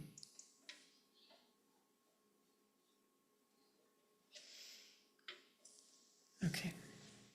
Another action point that you have, and this, comes back to this point of making consistent efforts, even if they're small, in the right direction. Okay. Another one of your action points is to note 3 life lessons from these verses in the form of some kind of a gem. Okay. In fact, try to prepare and maintain a list of these life lessons, and plan on sharing one life lesson every day through different methods of communication. You could use social media. You can share with your family members also. You can make little small, cards maybe that you can give to people. You can even, use text messaging. Whatever means it is that you have available, derive lessons daily from these verses and share with as many people as you can. And you may, look at this as maybe just a little tiny effort. What is this going to do? If you do this with sincerity, this can have a lot of impact. So work on your level of ikhlas. Right? Now, coming back to what it is that Ashabul Kahf said. In verse number 14, we learn that Allah mentions, وَرَبَطْنَا عَلَى قُلُوبِهِمْ, and we made firm their hearts. إِذْ قَامُوا, when they stood up, فَقَالُوا, and said to each other, or they said to the people, رَبُّنَا رَبُّ السَّمَاوَاتِ وَالْأَرْضِ, our Lord is the Lord of the heavens and the earth. They're so clear about Tawheed. لَن نَدْعُوَ مِن دُونِهِ إِلَهًا, never will we invoke besides Him any deity. And nad'u here in the meaning of dua, making dua and also worship. Never will we invoke besides Him any deity, meaning we're not going to worship anyone besides Him, besides Allah. لَقَدْ قُلْنَا إِذًا شَطَطًا, we would have certainly spoken then if we did pray to another being besides Allah, if we did worship another being besides Allah. we would have certainly spoken then an excessive transgression far from the truth. This also teaches us something very simple and straightforward. The Qur'an is straightforward. When you recognize Allah's rububiyyah in the true sense, that He alone is Rabb, then you need to also recognize that He's the only ilah worthy of worship. The two go hand in hand. Allah alone is Rabb of the heavens and the earth, which means what? Turn to Him for all of your needs. Worship only Him. He can in fact take care of all of your needs. Rabb means what? Khaliq, Malik, and Mutabbir. He has created you for a reason, and He has made you aware of that reason. He owns you, which means you have to return back to Him on His terms. You came here on His terms, you have to return back to Him on His terms. You don't choose the day that you come here in this dunya, you don't choose the day you depart. So while you're here, live the way He expects you to live. He's Rabb. Don't think that, oh, I'm the master of my own destiny. Allah is your master. He's your Rabb. Which means what? You only worship Him. You don't worship your desires. You don't worship other people's desires, who they want you to be. You worship only Him. You call upon Him. And then these young men, they said to each other, هَؤُلَاءِ قَوْمُنَا اتَّخَذُوا مِن دُونِهِ آلِهَةً. These our people have taken besides Him, meaning besides Allah, deities whom they worship. And they say, لَوْلَا يَأْتُونَ عَلَيْهِمْ بِسُلْطَانٍ بَيِّنٍ. Why do they not bring for worship of them a clear authority? The term bayyin from ba ya nun. And the term sultan from sin lam pa. Sultan is used for authority and evidence, anything through which one gains strength. Why do they not produce some clear evidence and genuine proofs that their gods that they worship are actually worthy of being worshipped? Why don't they prove that worshipping these gods is correct? If they want us to commit shirk, then they should provide evidence. فَمَنْ أَظْلَمُ مِمَّنِ افْتَرَى عَلَى اللَّهِ كَذِبًا. And who is more unjust than one who invents about Allah a lie? That there are other beings deserving of worship along with Allah or apart from Him. وَمَنْ أَظْلَمُ. And who is more unjust? Meaning أَشَدُّ ظُلْمًا. There is no other dhulm greater than shirk.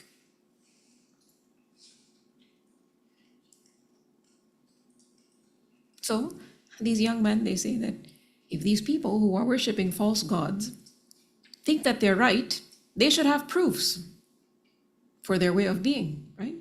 Which is the way of shirk. And since they don't have proofs, if we are leaving them and their ways, then we're correct in doing this. And they said this for the purpose of rectification and reconfirmation of their beliefs, to assure one another that what they have chosen to believe in is actually correct.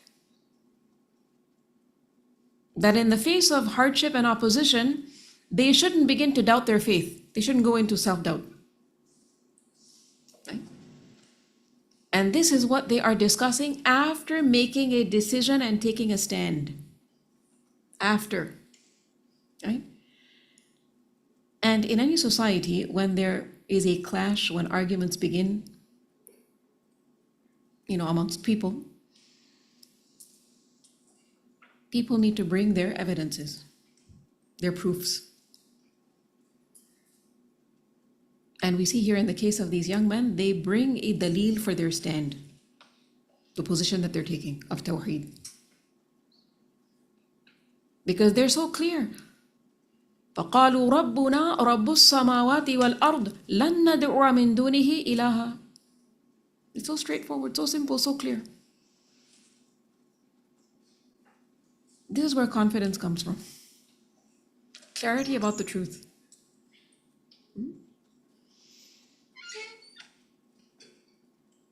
But remember that in their context, living with this kalima of tawheed amongst a hostile people was like inviting death. So they decided, وَإِذِ اعْتَزَلْتُمُوهُمْ وَمَا يَعْبُدُونَ إِلَّا اللَّهَ. And when you have withdrawn from them, these young men, they said to one another, and when you have withdrawn from them and that which they worship other than Allah, فَأْوُوا إِلَى الْكَهْفِ. Retreat to the cave. Move on, don't stay there, don't live with these people anymore. يَنْشُرْ لَكُمْ رَبُّكُمْ مِنْ رَحْمَتِهِ. Your Lord will spread out for you of His mercy. He will bestow His mercy upon you.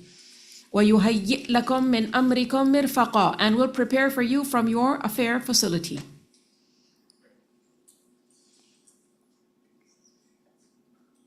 وَإِذِ اعْتَزَلْتُمُوهُمْ. And when you have withdrawn from them, meaning from the people of this township, their own people. And the term اعتزلتموهم from عين زاي لام, azal means displacement. It's used for removing someone from a position of power.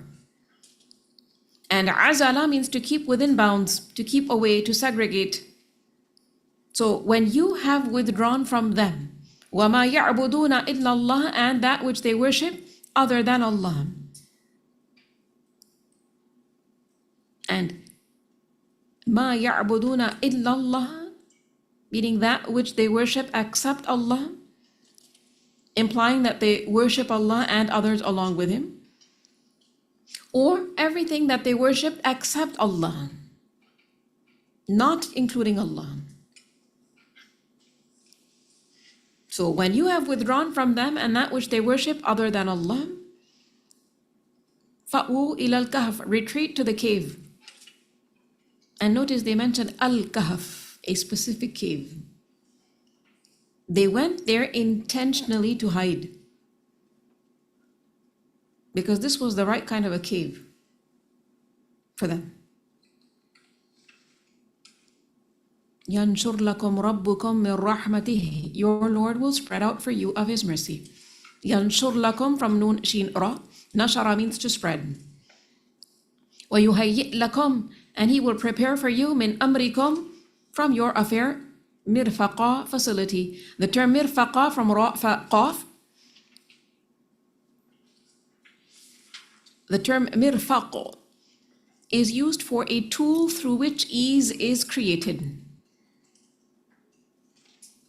Because the term rifq, ra fa qaf, rifq is used for gentleness and ease. The term rafiq, in fact, is used for a friend. So here the term mirfaq can be used in the meaning of a tool through which ease is created. So mirfaq on the structure of mif'al, which is a noun used for a tool, the name of a tool. So mirfaq, a tool through which you get ease or facility. Another way this can be understood is that mirfaq just means ease. So He will give you what you need. He will create ease for you through beneficial means. He will make your matter easy. So mirfaq here in the meaning of a tool through which ease is created or generated, or a masdar in the meaning of ease or gentleness, rifq. So when you will go to the cave after leaving the people, getting out of your comfort zones, this will be daunting, but do the right thing, and Allah will create ease in your affair. Because the one who leaves something sincerely for the sake of Allah, Allah will replace that person with something better. And this is a universal law. And you cannot at times in your life get something that is actually better for you unless you leave what you are upon at that moment. Think about it, even to improve your physical well-being, your physical health. You need to make lifestyle changes. You have to give up like your favorite snack. Whenever you give up something for Allah's sake, you get that which is better. Think about it, even when it comes to Fath Makkah, the conquest of Makkah, it didn't just come because of Rasulullah sallallahu alaihi wasallam choosing to just stay within Makkah. He had to leave Makkah and then he came back. He migrated and then he came back. Always maintain hope. And also this is very similar to how Allah dealt with Ibrahim alayhi salam. When Ibrahim alayhi salam left his home for the sake of Allah, Allah granted him many, many favors. And we learn in Surah Maryam verses 48 to 50 that Allah mentions in the context of Ibrahim alayhi salam. So when he had left them and those they worshipped other than Allah, we gave him Ishaq and Ya'qub, and each of them we made a prophet. And we gave them of our mercy, and we made for them a reputation of high honor. Lisana sidqin aliyya. But this was only after Ibrahim alayhi salam said to his people, I will leave you and those you invoke other than Allah, and I will invoke my Lord. Asa alla akuna bi du'a'i rabbi shaqiyya. I expect that I will not be in invocation to my Lord unhappy.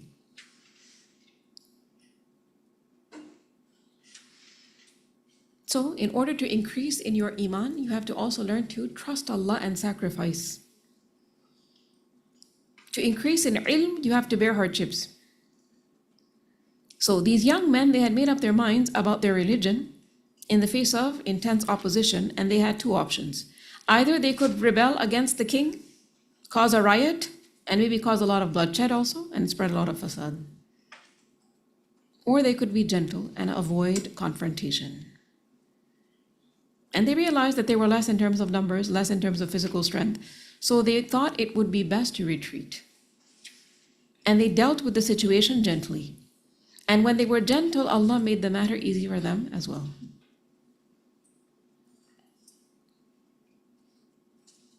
Because when people choose to use gentleness as an approach, even when they are oppressed, then Allah creates mirfaq for them. Avoid confrontation. It doesn't prove to be very effective in all cases. We learn that Rasulullah sallallahu alaihi wasallam, he said, whoever is given his portion of rifq, kindness, gentleness, has been given his portion of khair, of goodness. And whoever is deprived of his portion of kindness, rifq, gentleness, has been deprived of his portion of khair, of goodness. Then also we learn Rasulullah sallallahu alaihi wasallam, he said to Aisha radiallahu anha, Allah is rafiq, he is gentle.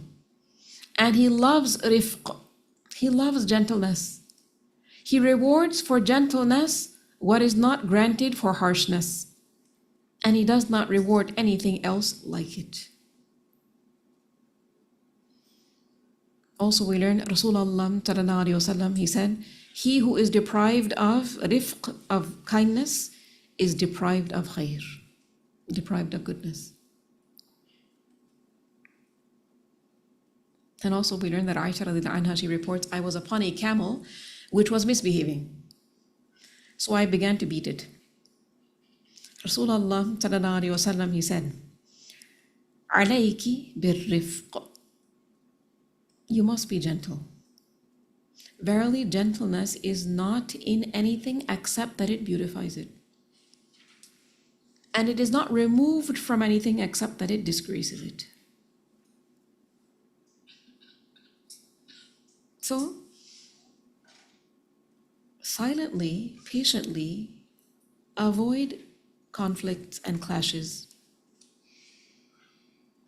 Let go of arguments sometimes also purely for the sake of Allah, and Allah will facilitate His mercy for you, facilitate your matters, bring ease your way. Pick your battles wisely. Don't be confrontational all the time. So, for example, you might have to, at times in your life, remind somebody that they have to pray on time. It could be maybe your younger brother. Okay. He's not praying on time. Here you are trying to remind him. Okay, he's not listening. If you become pushy, if you nag him every time you see him, you haven't prayed, Why haven't you prayed? Eventually, he's going to tell you what?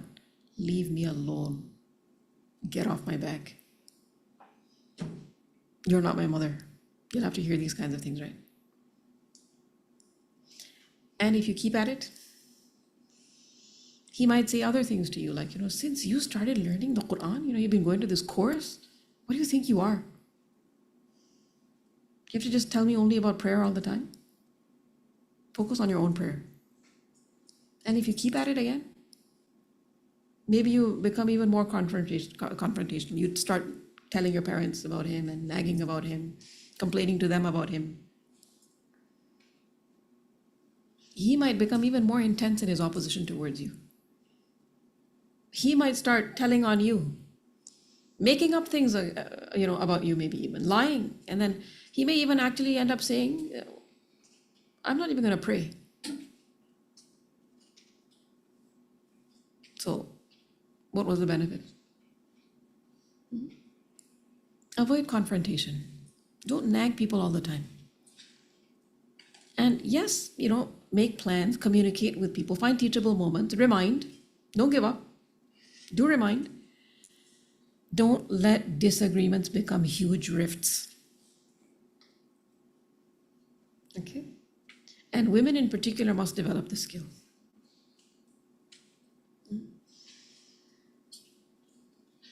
Today, build your stamina, those of you who are younger, in terms of how you deal with your brothers. So that, later on in life, when you have to deal with your husband, you have more tact. Because, you're not going to be able to treat your husband like your, younger brother. He's not going to take it. Right? And if you do try doing this, you try nagging him, he might not just say that, stop nagging me, leave me alone. He might say other things. Right? He might tell you, in fact, you've been doing these classes that you've been going to, and I've been okay with it. You're not going. Enough. Sit at home. And then you'll be like, oh, what happened? He's like this and he's like that. How did I end up marrying this man? Maybe he's not all that bad. Maybe your approach was not the best. You were speaking to him in a way that was clearly disrespectful. He doesn't have to take it. Right? So, pick your battles wisely. Right? Develop within yourself gentleness. Even if it seems like it's going against popular culture, it's okay. Everybody around you is hostile and they have to just say whatever they feel like, whenever they feel like saying, whatever they feel like saying. You don't have to adopt that way. Leave this approach, even if it's popular trend, for the sake of Allah. You never leave anything for the sake of Allah, but that He replaces you with what is better. Right?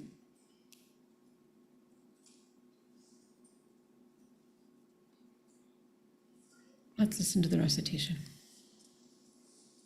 بسم الله الرحمن الرحيم هؤلاء قوم اتخذوا من دونه آلهة لولا يأتون عليهم بسلطان بين فمن أظلم ممن افترى على الله كذبا وإذ اعتزلتموهم وما يعبدون إلا الله فأووا إلى الكهف ينشر لكم ربكم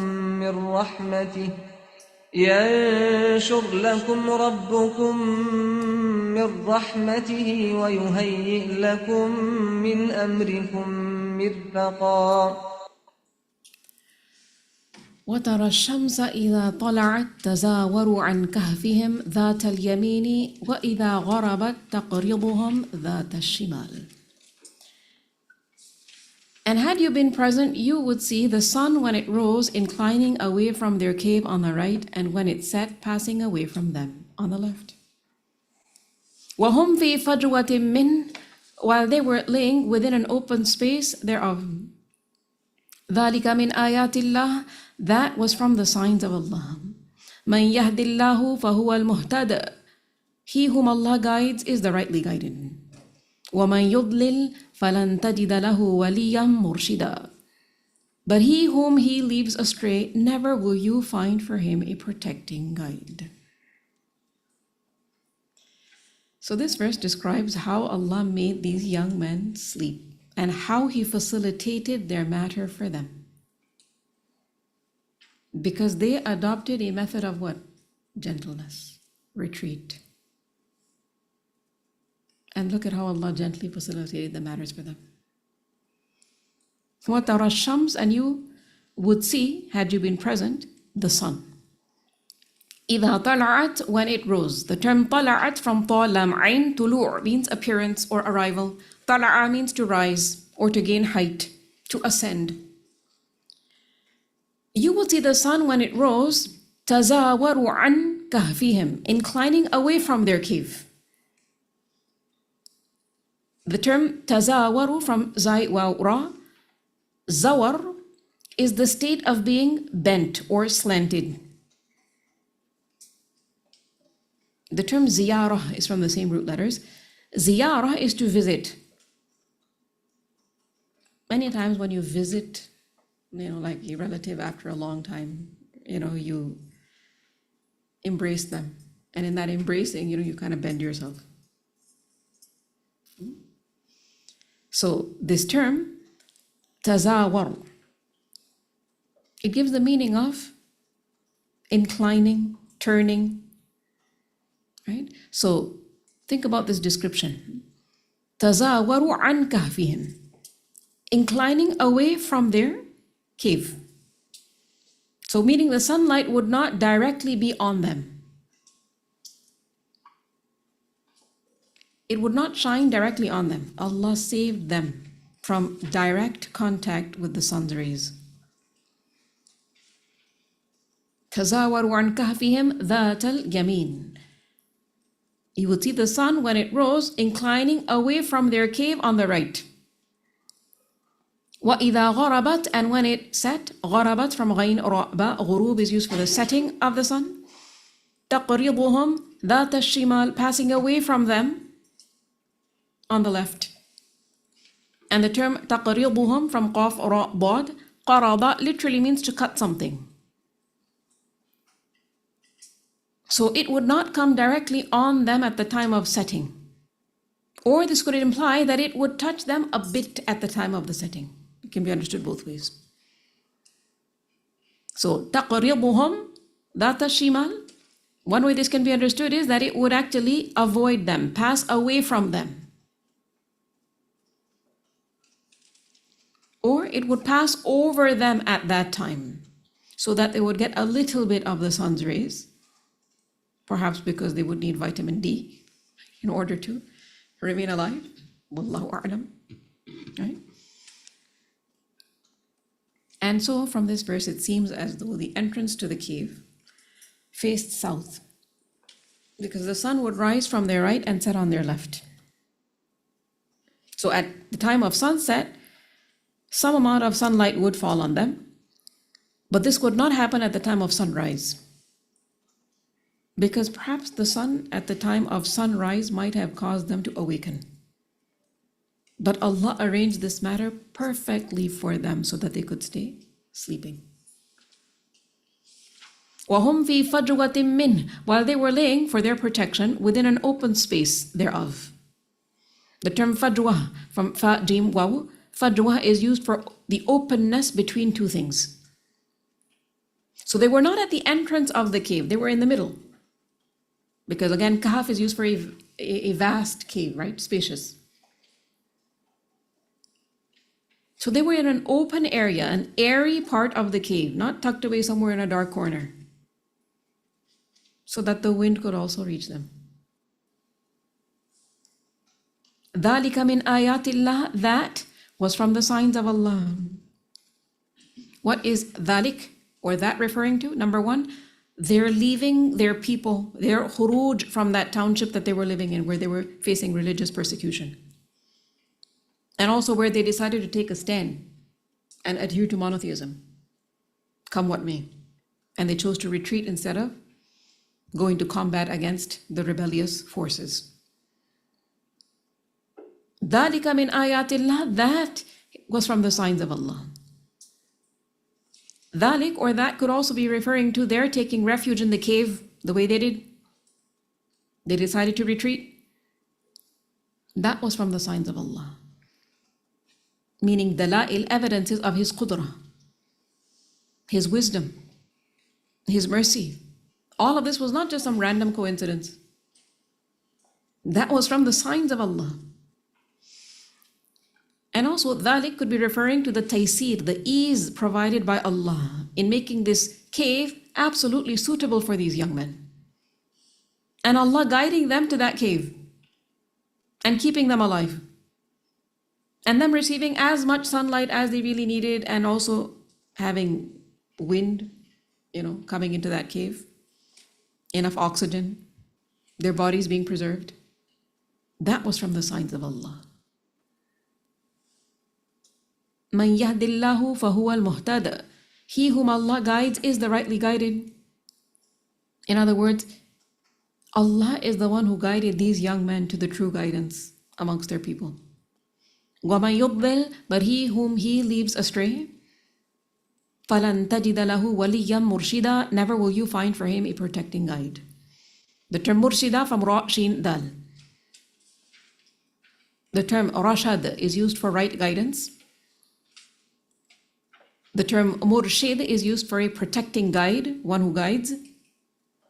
And here murshida is coming as a sifa of wali. And so again, what do we learn from this? We should seek help and guidance from Allah alone. In Surah Al-Ma'idah we learn, وَمَنْ يُرِدِ اللَّهُ فِتْنَتَهُ فَلَنْ تَمْلِكَ لَهُ مِنَ اللَّهِ شَيْئًا. But he for whom Allah intends fitna, never will you possess power to do for him a thing against Allah. Also, we learn from this that Allah decides all matters, shar'i matters as well as kawni matters in our lives. So the cave being structured the way it was, this is a matter determined by whom? Allah. Which kind of a matter is it? Kawni. Having to do with, matters in the universe. And when it comes to the matter of worshipping only Allah, that's also a command from Allah. It's an amr. Which kind of amr? Shar'i. Right? So all of these umur, these matters are determined by Allah, decided by Him. Kawni matters and shar'i matters. We need to ask ourselves, how accepting of these matters are we in our lives? Which matters? Kawni matters and also shar'i matters. Kawni matters having to do with what? Like the seasonal changes. Some days being cooler than other days. The winter timings being such that in certain parts of the world the nights are long and the days become actually very short. How accepting of these matters are we? And then of course also shar'i matters. How accepting of those matters are we? In the winter months when the days are shorter, you will find the salawat, the timings, coming kind of like back to back. Are you accepting of this? Many people are talking about these things nowadays, right? With the daylight saving timings. Oh, the days are so short. And the prayer timings are like back to back. What do we do? Accept it. All shar'i matters and kawni matters are determined by Allah. وَتَحْسَبُهُمْ أَيْقَاظًا وَهُمْ رُقُودٌ. And you would think them awake while they were asleep. You would think them awake. Who's them? The people of the cave. Meaning, had you seen them, if you were looking at them, you would have supposed them to be awake. أيقاظًا. Plural of yaqiz. Yaqiz is used for someone who's awake. You would think that they're conscious, because they didn't have any signs of being asleep. And what is the main factor that determines when you look at someone, right? What is one of the main factors that helps you determine whether or not a person is awake? What do you look at? The eyes. Right? If they're open, then a person is deemed to be awake, and if they're closed, then a person is asleep. So here Allah mentions you would think them awake. وَهُمْ رُقُودٌ, while they were asleep. The term ruqud from ra qaf dal, plural of raqid. Raqid is one who is asleep. And the term ruqad means to sleep for a long time, pleasantly and comfortably. And this is why the term marqad is used for a sleeping place. The term yarqud is used for somebody who sleeps a lot. Okay. So you would think them awake had you seen them while they were asleep. وَنُقَلِّبُهُمْ ذَاتَ الْيَمِينِ وَذَاتَ الشِّمَالِ, and we turn them to the right and to the left. The term نُقَلِّبُهُمْ from qaf lam ba. Taqlib means to turn from side to side. We turned them to the right and to the left. So Allah was making them move in their sleep so that the earth beneath them wouldn't consume their skins. They wouldn't get bed sores. Notice also, only the right and the left are mentioned because sleeping on the stomach is not permissible. It's not permissible.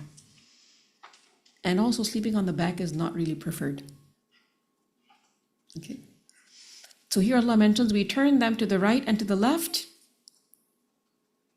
وَكَلْبُهُمْ بَاسِطٌ ذِرَاعَيْهِ بِالْوَصِيدِ, while their dog stretched his forelegs at the entrance, meaning at the opening of the cave, as if guarding them. And the term بَاسِطٌ from بَاسِنْقَ, basata means to stretch or extend. And the term ذِرَاعَيْهِ, this was actually ذِرَاعَيْن, dual of ذِرَاع, ذال راعين ذراع. And ذراع is used for the upper limb of the human body, between the shoulder and the hand.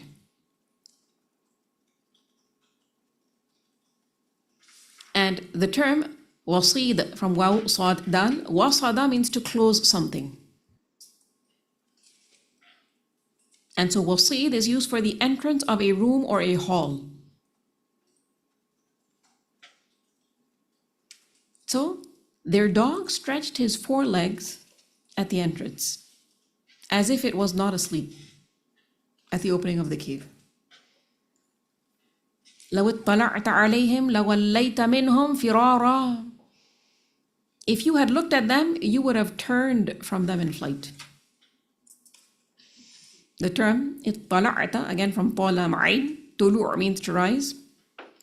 And اطَّلَعَ is to look down at something. اطَّلَعَ, and in particular when اطَّلَعَ comes with ala, it means to look down at something from above, by facing it also. If you had looked at them, you would have turned from them. لَوَلَّيْتَ مِنْهُمْ, and لَوَلَّيْتَ from waw lam ya, walla means to physically turn away. And the term firara from farra yafirru means to flee. Firar is to flee very quickly out of fear, meaning you wouldn't have stayed even for a moment. وَلَمُلِئْتَ مِنْهُمْ رُعْبًا, and you would have been filled by them with terror. The term muli'ta from mim lam hamza, mil, is used for the fill of something. And ru'ab from ra'ain ba, ru'ab is extreme fear. So it was as though this awe, this ru'ab, was a protection for them from anyone entering upon them and disturbing them. Imagine some young men sleeping inside a cave. It would be a good opportunity for a passerby to go and steal some of their belongings, or to wake them up, or to ask them for help. But Allah protected them with the dog at the entrance of the cave. And they're tossing and turning in sleep, which made them appear as though they were awake. So just look at how Allah bestowed His mercy upon these men. Number one, they were blessed with a peaceful, sound sleep, deep sleep without any disturbance. Sufficient light was also reaching them for their sustenance. And for anybody who was passing by, it seemed as though these were just people sleeping, or they were awake. And also Allah protected their bodies from being consumed by the earth. And this is generally a great blessing of Allah for all of us, that we sleep at night, but we naturally turn sides also. And think about those who cannot turn themselves because of sometimes old age or extreme weakness or illness. They have to be turned. Otherwise, they develop bed sores. Then also, their dog was with them who was at the door as a guard dog, meaning at the entrance of the cave. And overall, the entire environment was in their favor. No one was able to cause any harm to them, even though they were in deep sleep. So you find this amazing? It is actually amazing. But Allah can do far more amazing things. He can protect and preserve in even greater ways.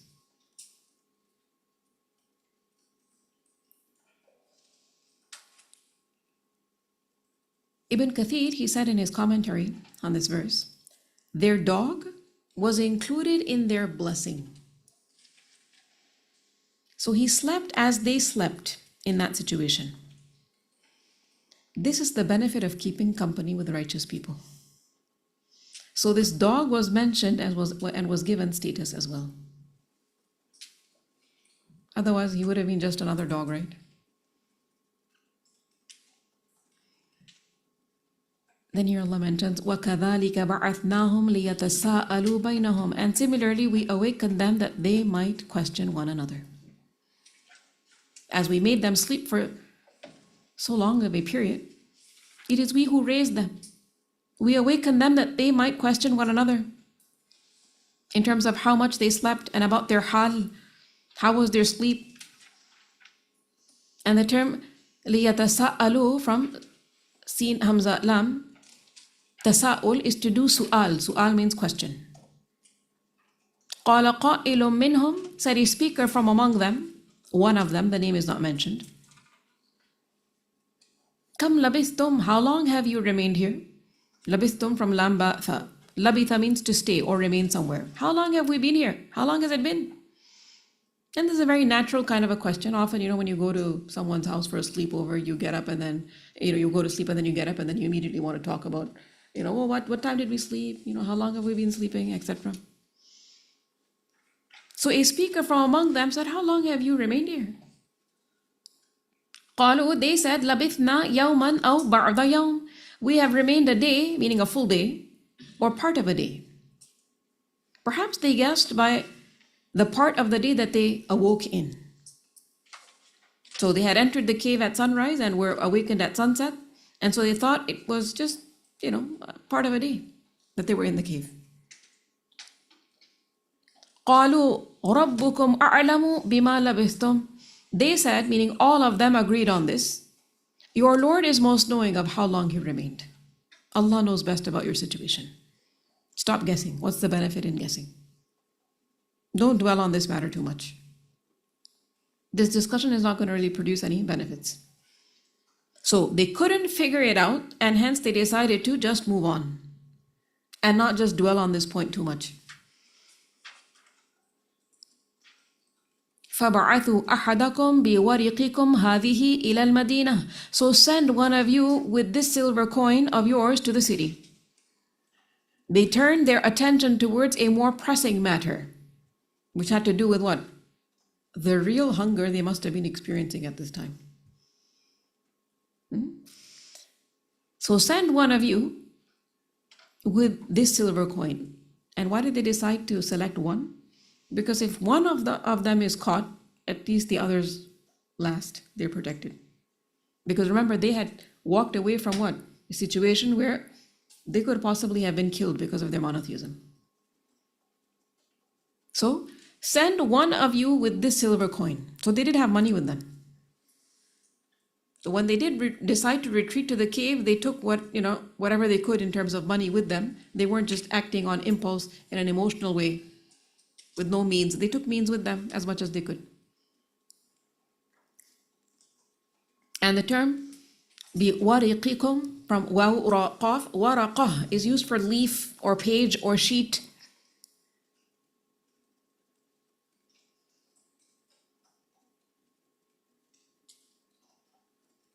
And it can be used for paper money, okay?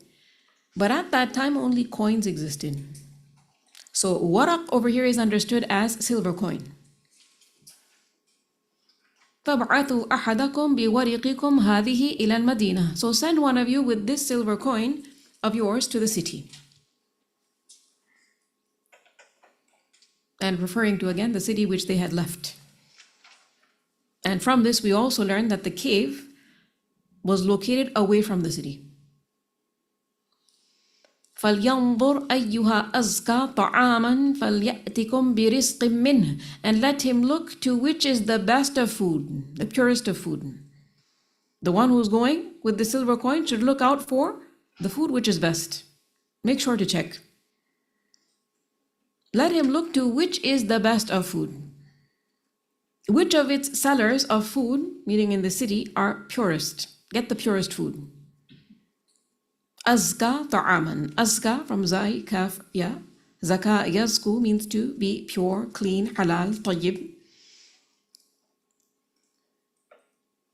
فَلْيَأْتِكُمْ بِرِزْقٍ مِّنْهُ.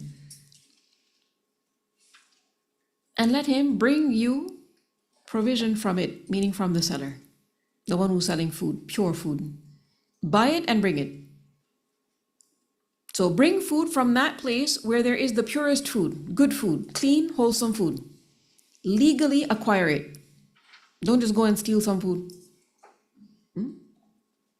Because think about these people that you've left. These are disbelieving people, mushrik people. You should be able to do with them whatever you want. Who cares? No. Go and acquire the food legally. And that also pure food. Go to the one who's selling clean, pure food, which when you eat, it actually is of benefit to you. It's not just pleasing for the taste buds. It has nutritional value. So this teaches us that even if it is that you're amongst non-Muslims who are eating food that is non-halal, or maybe they're inclined towards food that is non-tayyib, it's not really very good for you. It's not very wholesome. Don't just be like, okay, but I'm living in this land. What can I do? I just have to go with the flow. Eat what people are eating. Eat good food, the purest food, which is actually good for you. Because food is closely linked to your spiritual and physical well-being. And to you as a believer, this should matter because your health is a blessing. Your body is an amana. It's something you've been entrusted with. And no doubt food is needed. We cannot live without it. But at the same time, we need to be careful in terms of what we eat because it has an impact on our bodies. It impacts our worship also. And worship is the reason for which we have been created. Also, there is no piety in depriving yourself of nutritional food. Okay? Sometimes for the sake of accomplishing more work or saving time, we neglect what? Food. We look for fast foods, frozen or packaged foods. We don't look at the nutritional value. This is also not right.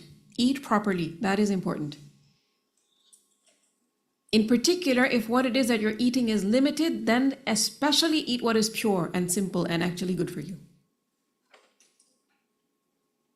So, if you know you're going to be very busy for the most of the day, okay, maybe you're going to come home around like 5:30, 6 o'clock in the evening, and you're not really going to get any chance to eat much in the afternoon. Have a wholesome, good breakfast. Invest time in this. Don't be like, no, but I am so busy, I have so much to do, so many good things to do in the afternoon, I'm going to skip breakfast. And then I'll skip lunch also. Because what's going to happen to the quality of what you're trying to do in the day? It's going to drop.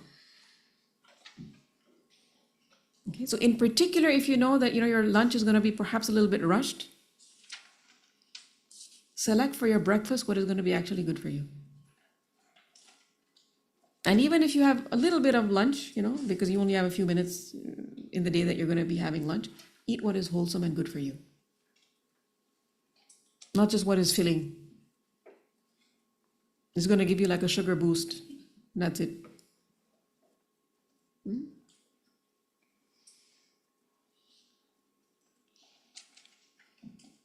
وَلْيَتَلَطَّفْ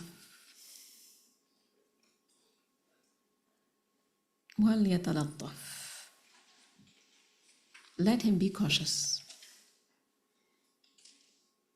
Now, this word, وَلْيَتَلَطَّفْ, is from the root letters lam, ta, fa. Talattuf means to do something in a very subtle way. And this lam in the beginning, وَلْيَتَلَطَّفْ, means should. It's lam of amr. Let him be cautious, meaning the one who's going out with the silver coin to bring pure food should be cautious. The term lutf has two meanings. One is to be careful and to do things with secrecy and planning in a subtle way. Lutf can also mean to be kind and generous, to be civil and friendly and nice.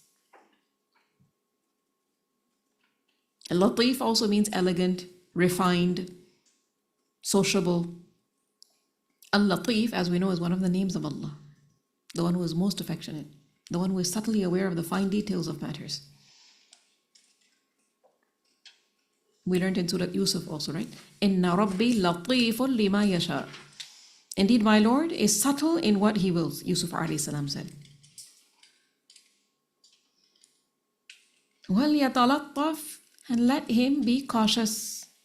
Let him be polite. Let him be civil, friendly, nice, careful.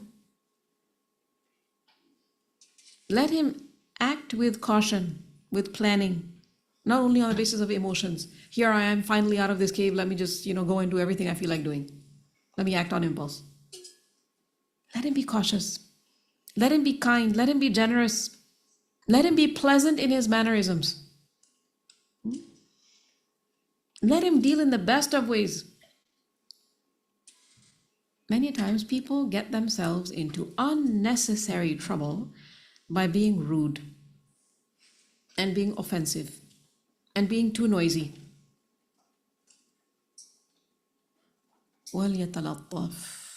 It's an important learning point. Just this one word, which carries so many meanings, which teaches us so much about life management, not just relationship management, life management. Be cautious. And with this word, we reach the middle of the Qur'an. Halfway mark. 50% of the Qur'an complete now at this point. What is the message? وَلْيَتَلَطَّفْ. Be careful. Allah facilitated for you this much. You reached this halfway mark. You've learned so much.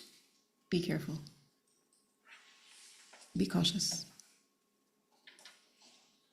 Be polite, be gentle, be generous. Plan carefully.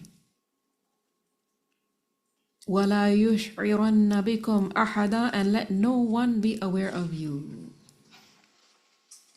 That you are those young men who escaped, who retreated, who were gone. You were upon monotheism when nobody else around you was. Let no one be aware of you. The term يُشْعِرَنَّ from Shin Ain Ra. Shu'ur means to be aware. So don't talk or deal in a way that you would end up revealing your identity. And also on your way back to the cave, be very careful that no one follows you. Otherwise, people will come to know of our whereabouts. Don't say provocative things to attract attention, alarming people. Don't always be the loud risk taker or the bold person who always has to be seen and heard. Never discreet. You see, some people just like throwing themselves in dangerous situations, just drawing attention to themselves. How? They don't care. They just need to be validated everywhere they go on their terms. So in a group setting, they will always want to be the noisiest people because that makes them feel as if they're noticed. And if they're not noisy, they feel as if they're losers, nobody's going to know them. Right?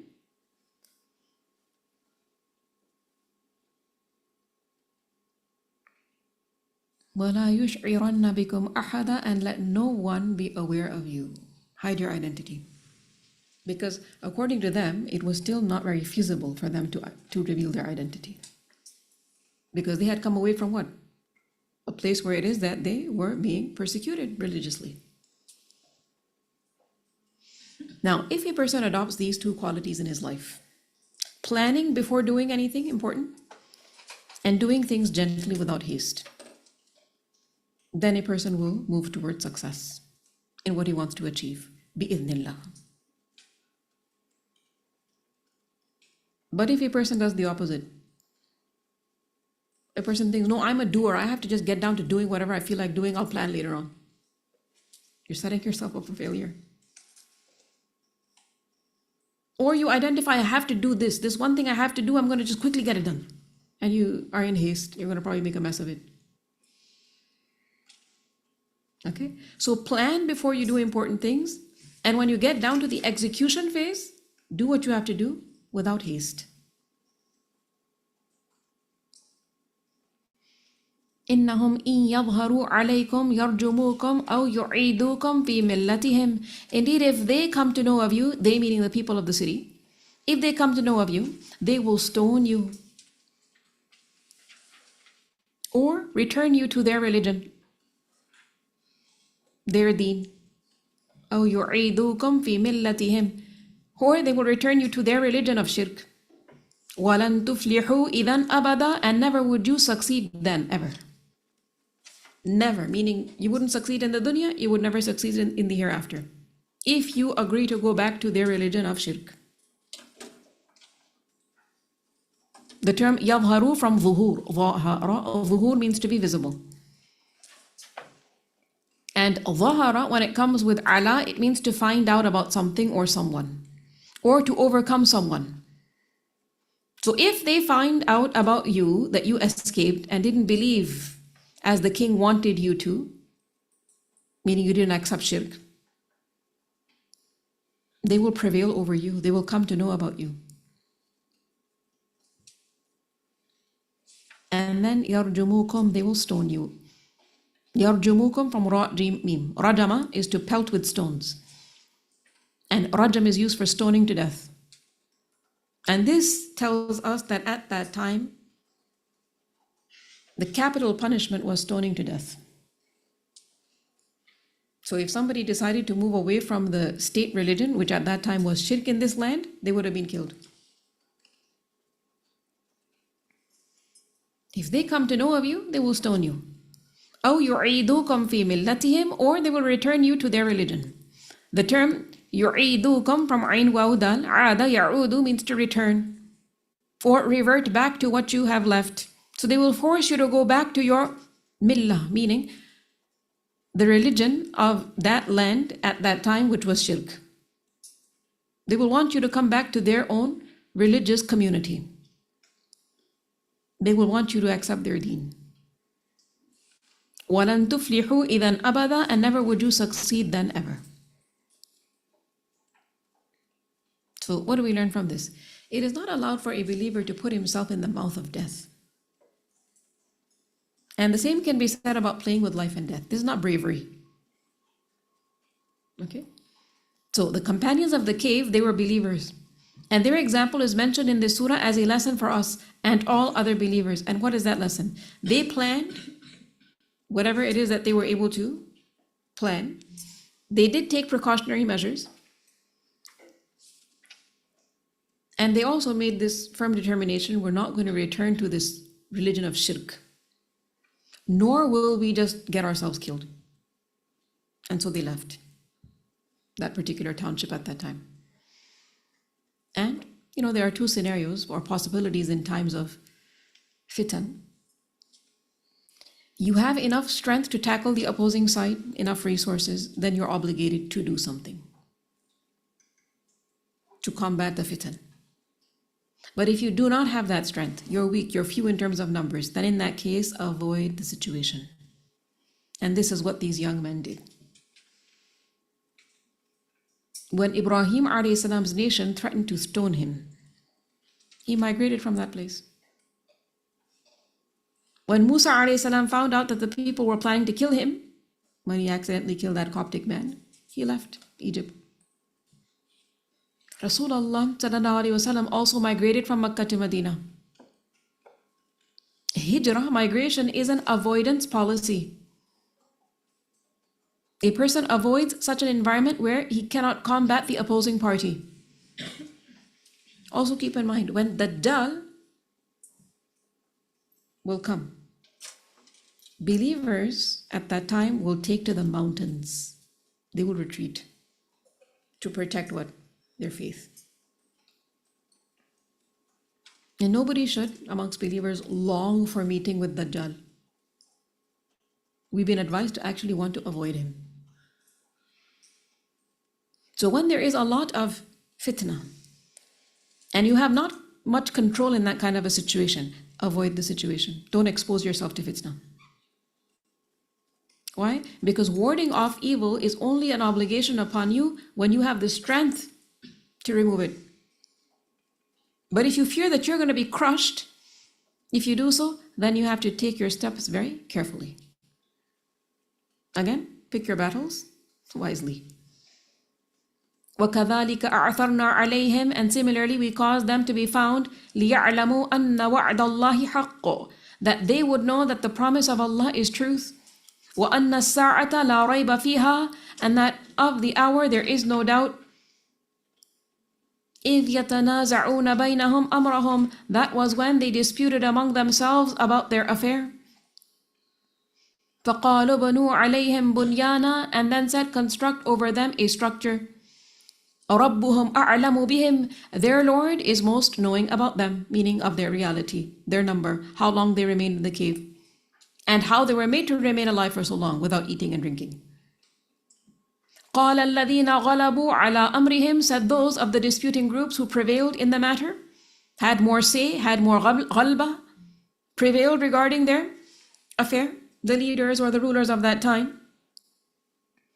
لَنَتَّخِذَنَّ عَلَيْهِمْ مَسْجِدًا, we will surely take for ourselves over them a masjid, meaning we will construct over them a masjid, a memorial that will be taken as a place of worship.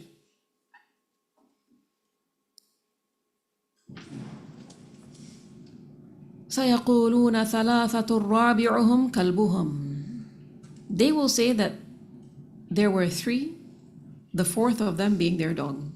وَيَقُولُونَ خَمْسَةٌ سَادِسُهُمْ, and they will say there were five, the sixth of them being their dog. سَادِسُهُمْ كَلْبُهُمْ أُرَجَّمًا بِالْغَيْبِ, guessing at the unseen. وَيَقُولُونَ سَبَعَةٌ وَثَامِنُهُمْ كَلْبُهُمْ, and they will say, another opinion amongst them, about them will be such, they will say there were seven. وَثَامِنُهُمْ كَلْبُهُمْ, and the eighth of them was their dog. قُلْ رَبِّي أَعْلَمُ بِعِدَّتِهِمْ, say, O Muhammad sallallahu alaihi wasallam, my Lord is most knowing of their number. مَا يَعْلَمُهُمْ إِلَّا قَلِيلٌ, none knows them except a few. فَلَا تُمَارِ فِيهِمْ إِلَّا مِرَاءً ظَاهِرًا, so do not argue about them except with an obvious argument. وَلَا تَسْتَفْتِ فِيهِمْ مِنْهُمْ أَحَدًا, and do not inquire about them among the speculators from anyone. Close the chapter. Because again, talking about or arguing about matters that are not as relevant is very counterproductive. It drains a person's energy. And in order to move in the right direction, pursue guidance, perform righteous deeds, you need positive energy. So don't waste it. So here Allah mentions, similarly we caused them to be found, that they would know that the promise of Allah, meaning of resurrection, ba'ath, and also the promise of Allah, meaning helping the believers and saving them from their enemies, is haqq, is truth.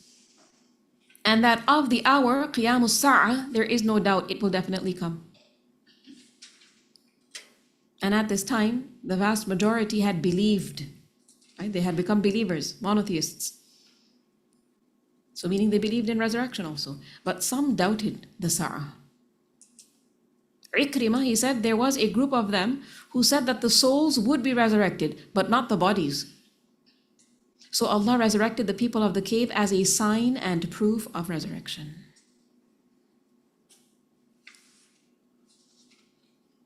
Okay. So inshallah we will end here for now. When we resume tomorrow, inshallah we will continue the same lesson from verse number 21 onwards. Okay, inshallah. Okay. سبحانك اللهم وبحمدك أشهد أن لا إله إلا أنت أستغفرك وأتوب إليك. السلام عليكم ورحمة الله وبركاته. الله أكبر الله أكبر الله أكبر لا إله إلا الله